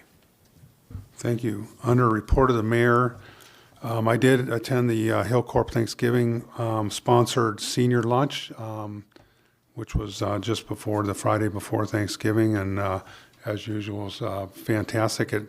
We found ourselves in the middle of a blizzard that morning, and so a little concerned about that. Kind of broke just before that the dinner, so we didn't probably had. Participation was down a little bit more than it usually is because they use that overflow room in the arts and crafts area. But it's super nice. Still a lot of people there, and very enjoyable. And thanks again to Hillcorp for continuing that sponsorship.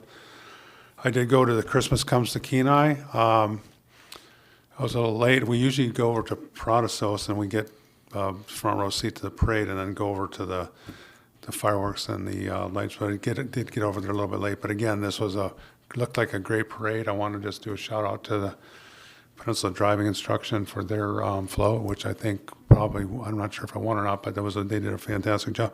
As a matter of fact, I know where they live, somewhere around Woodland, but it looked like, or Inland Woods, but they looked like they took their flatbed and picked up all the yard decorations in Inland Woods and then brought them over because it was pretty fantastic. And maybe even Woodland too. As I stated earlier, I was able to attend the Lee Shore Volunteer Appreciation Dinner, and it was a great event. It was well attended, and again, a nice overview of the work that they're doing in the community. I did attend AML and went to the ACOM, Alaska Conference of Mayors meeting, which was on Tuesday, the day before the start of the meeting, and that's always a good place to go network and talk to other mayors and hear what's happening with them, and looking at what the overview of what they're concerned about as far as what the legislature might trickle down to local communities, and so I was able to network with those folks. I was able to, Buck Steiner, who was on the Senior Connections Board, I got a email from Kathy Romaine, the director over there, that they were having a honoring him at a luncheon for 25 years of service on the Senior Connection Board, starting in 1998. So it was great to get over and spend some lunch with, have lunch with him and see how he's doing and be able to be part of that presentation of that award. And then I did include in your packet here on page 229, I got a call from Mayor Bronson. I don't remember exactly what date it was. It was the Friday before this meeting, which was on a Tuesday. I have to go back and look. So it was 2 weeks ago. And what happened was the RCA was going to be meeting that Wednesday, the day after this South Central Mayors Energy Coalition came together with some concerning news regarding Cook Inlet gas and the effects that are going to have on the community. So what happened is I got a call from Mayor Bronson and asked if we'd be interested in joining this. And I don't normally like doing this last minute, but I wanted to get a little more information. So I called him back Monday and sort of got an overview of what this group is looking to do. And I'll just read the mission statement so people are kind of clear on this. It says the goal of the South Central Mayors Energy Coalition is to consider the energy needs of the South Central Alaska and to explore options to meet those needs while assessing costs and the availability of natural resources and communicating the coalition's findings to our constituents. Factors include Alaska's current energy potential, future energy deficits, natural and gas production in Cook Inlet, renewable energy alternatives, and the viability of various financial incentives.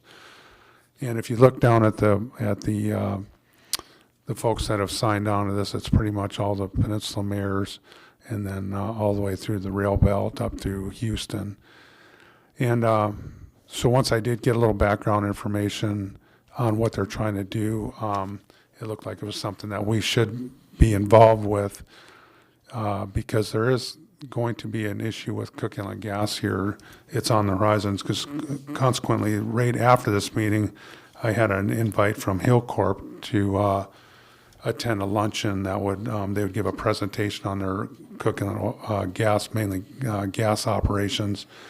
And it's a little concerning in the next 3 years.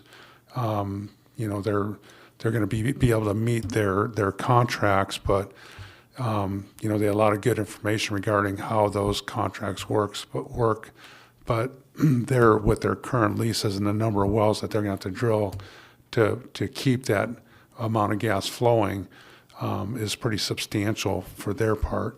And essentially, what's going to happen here is in about 3 years, 2 to 3 years, this is going to be an issue here for Cook Inlet Basin communities. So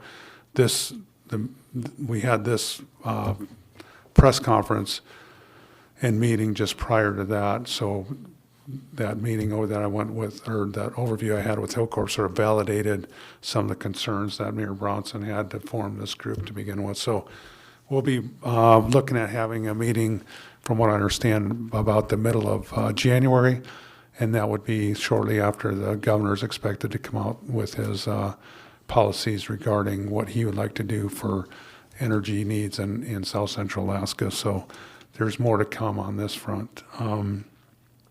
And last thing I want to report is this past Saturday, I was able to attend the Wreaths Across America. And what this is, it's a group that does fundraisers all year long, and they collect money, donations for wreaths that they go to the local cemeteries and place on all of our service members' gravesites. So if you go over to the Kenai Cemetery, you'll see where they have shepherd's hooks there at those gravesites, and then they put those there. And there's also some that are hanging on the outside of the fence leading into the cemetery. So appreciate what they do, so that they're in our thoughts all year long, and especially this time of year when, you know, it's family and friends are important to people. So glad I was able to attend that. And with that, that's my report. And we'll go to the administration report, starting with the city manager, Mr. Eubank. Thank you, Mr. Mayor, council members. Just a few things to report on. Give a quick update on bluff erosion. As council knows, that was released for bid on November 29th by the Corps. The bid is still outstanding. I will say, just remind folks that the city is not administering that bid process, that any information, they need to consult the Corps' website and make sure they get the most accurate information. At this time, I don't believe there has been an extension to the bid period, but we're contemplating, or we're thinking there likely may be one extended by a couple of weeks. But again, folks should definitely, any interested contractor should consult with the Corps. I'll definitely reach out to council as soon as we know anything about any sort of bid results. Like many other folks, I attended the municipal managers conference in Anchorage the week of AML, and then stayed for the AML meetings, and completed my tenure on at least one other board that I was a part of.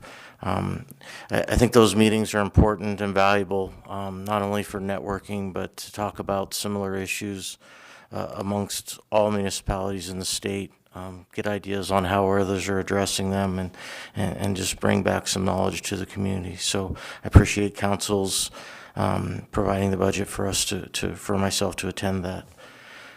I did have a meeting this week with Mr. Derek Foote. He is the new general manager for the Peninsula Oilers baseball team. Little piece of interest, I find interesting that 2024 will be the 50th year of the Peninsula Oilers. That just seems crazy, but it will be the 50th year. I do expect Mr. Foote to, he indicated he'd like to speak to council likely in January, talk about some of their plans for the upcoming season and some work they'd like to do over at the ballpark. So I did provide him the scheduled public comment information, and I think he'll be reaching out to the clerk. Sam from the chamber, she did reference, we did meet and discuss the Old Town walking path there in Old Town with the Rotary and various other groups. I think the meeting went actually a lot better than I thought it potentially could. I think everybody realized how much things have changed over there, and while this is what the chamber's proposing for this year is kind of a stopgap, I think it really is kind of the future for what that walking path will look like with the QR codes, and be able to provide a lot more historical information than people are able to right now. So I think it's going to be a great thing. I will also note, the tribe was there. They had representatives from the Knights Union tribe there. I think that's a really important part of Old Town, and especially with all the new development that they have going on. So it was great to have all those folks there. We have another Lifesaver Award within our public safety. So on December 3rd, a 911 call came in for an unconscious individual, apparently potential overdose.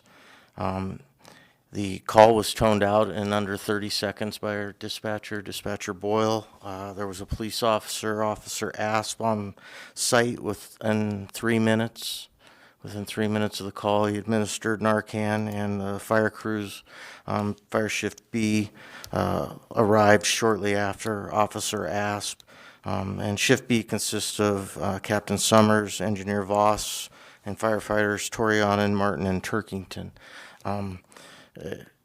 A very unfortunate situation, but, the dedication and professionalism of our people and that response time, ended up saving a life. So I think that they should be recognized for their efforts.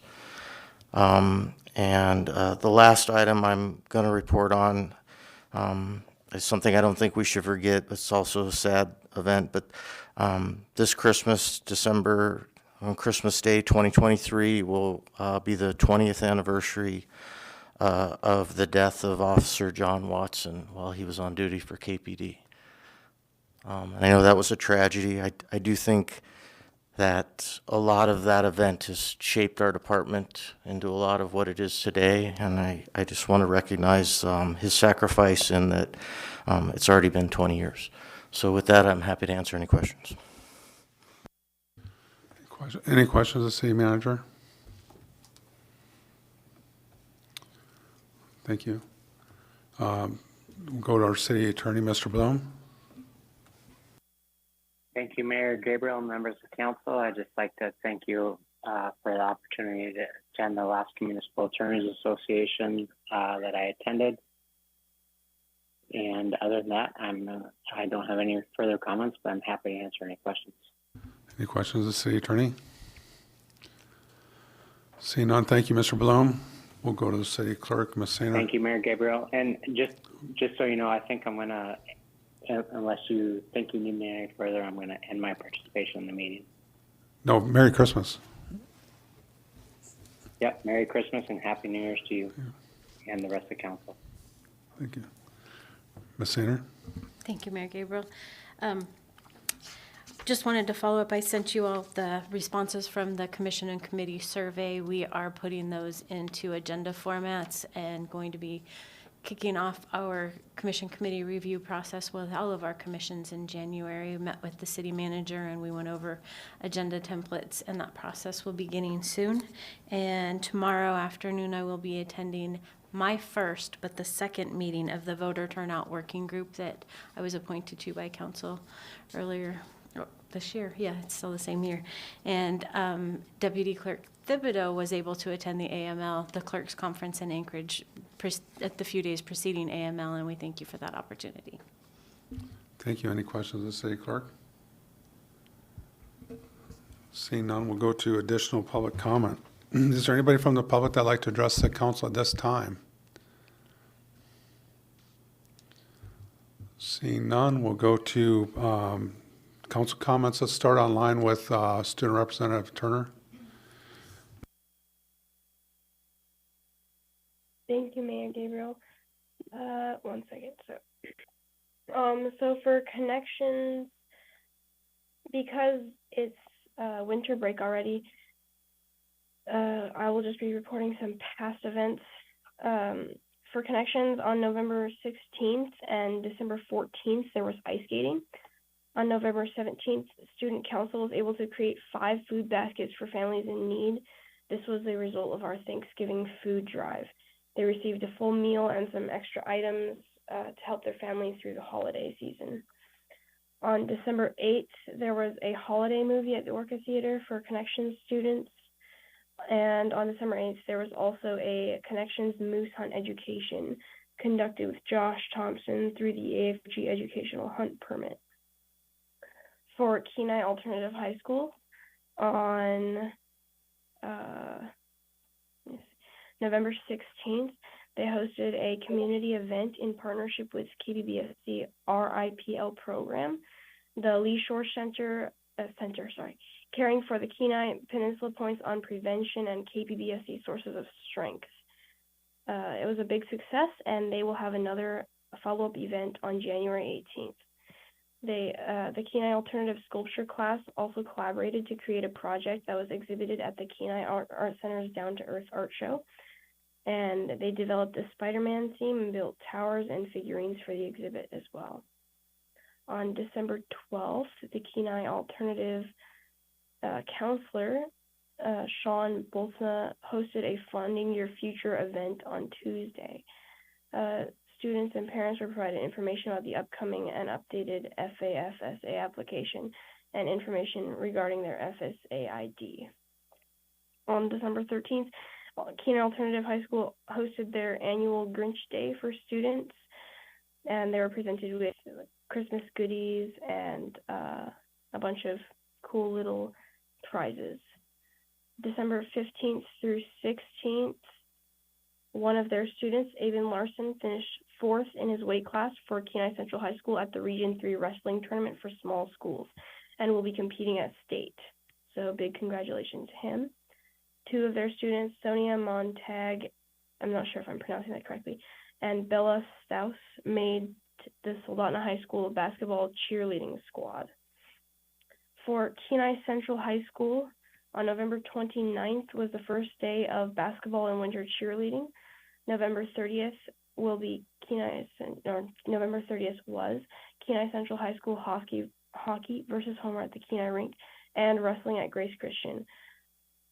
December 4th was junior varsity hockey at Soldotna High School.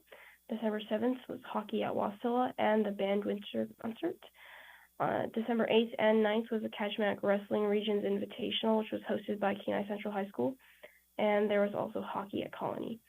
On December 9th, annual ski lessons with community race and time trial happened at Salteshi.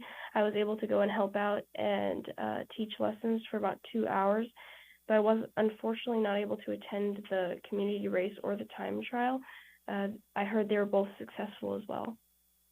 On December 12th, there was hockey at Homer and the choir winter concert, which both myself and Ms. Sonart, Councilmember Sonart, had the opportunity of performing at, and that was a wonderful experience.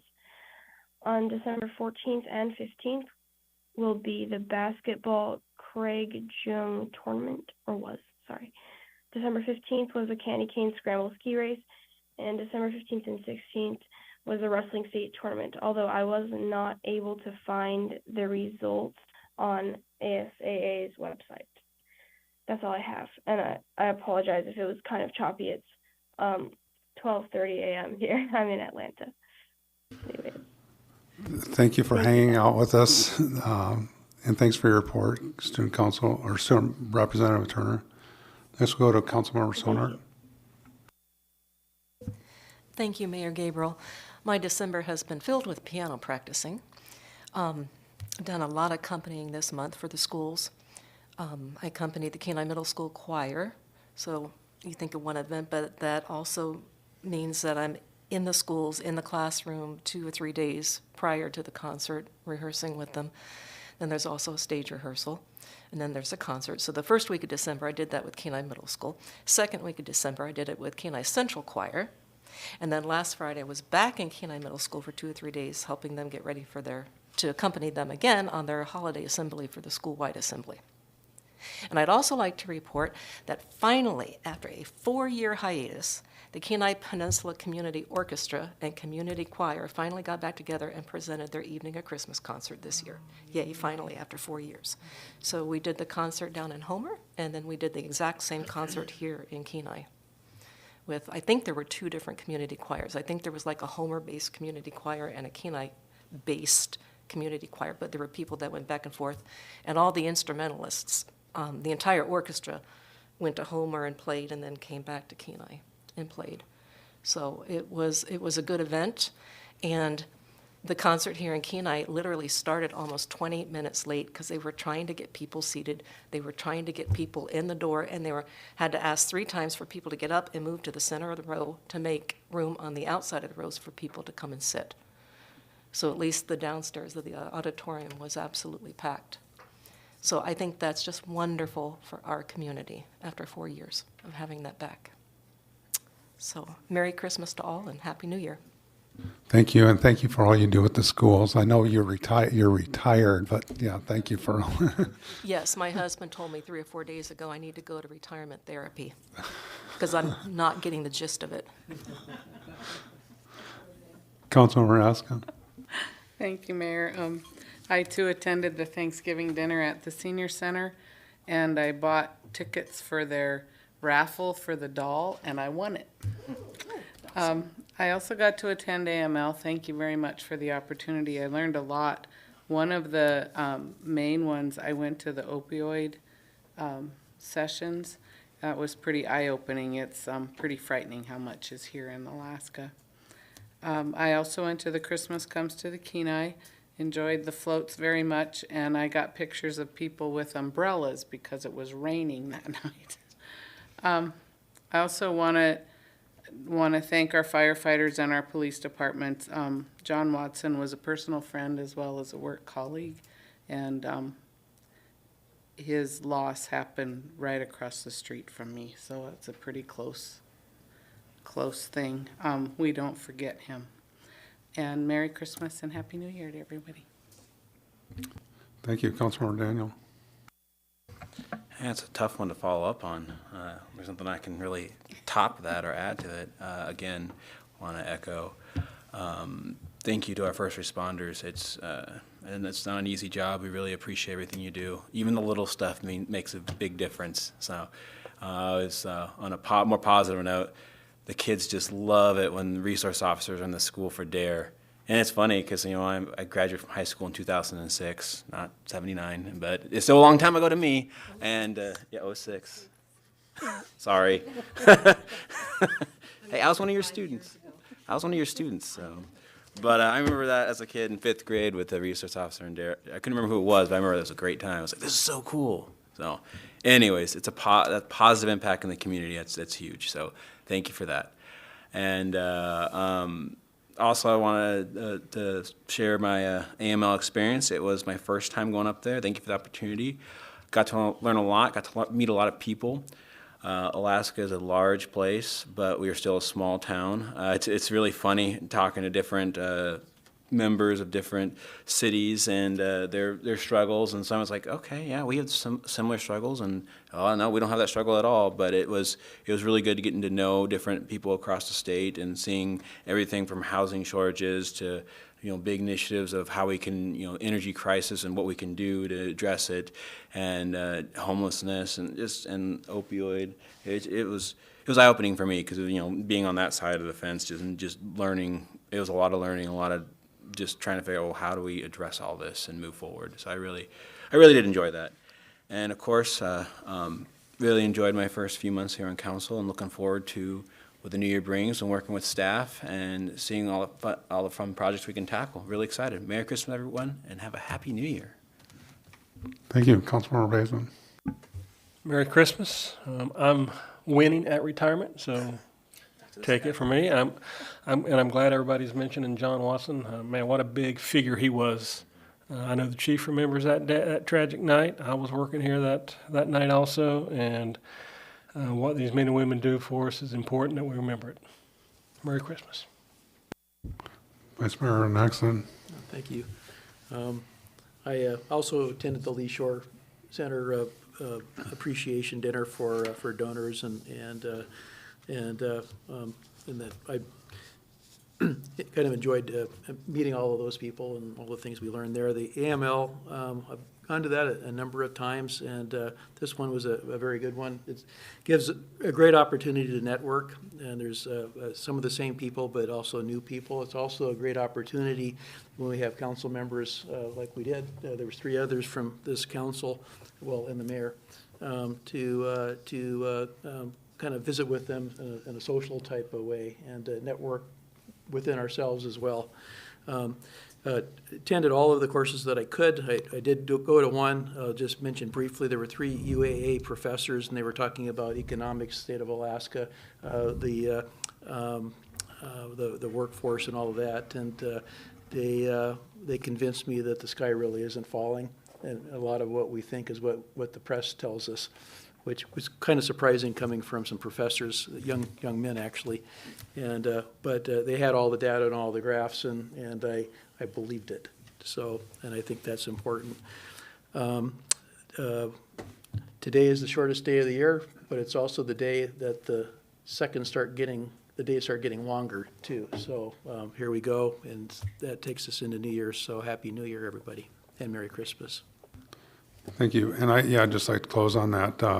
for Officer Watson. I certainly, that was close to home, literally, for me too, because we actually at that time lived next door to the Askins, and our driveways were actually right across the street from our house, so very close home. And the Watsons were actually lived in our neighborhood in VIP also, so we saw them quite often there. So certainly a time to remember the hard work of our first responders, and thank you for that.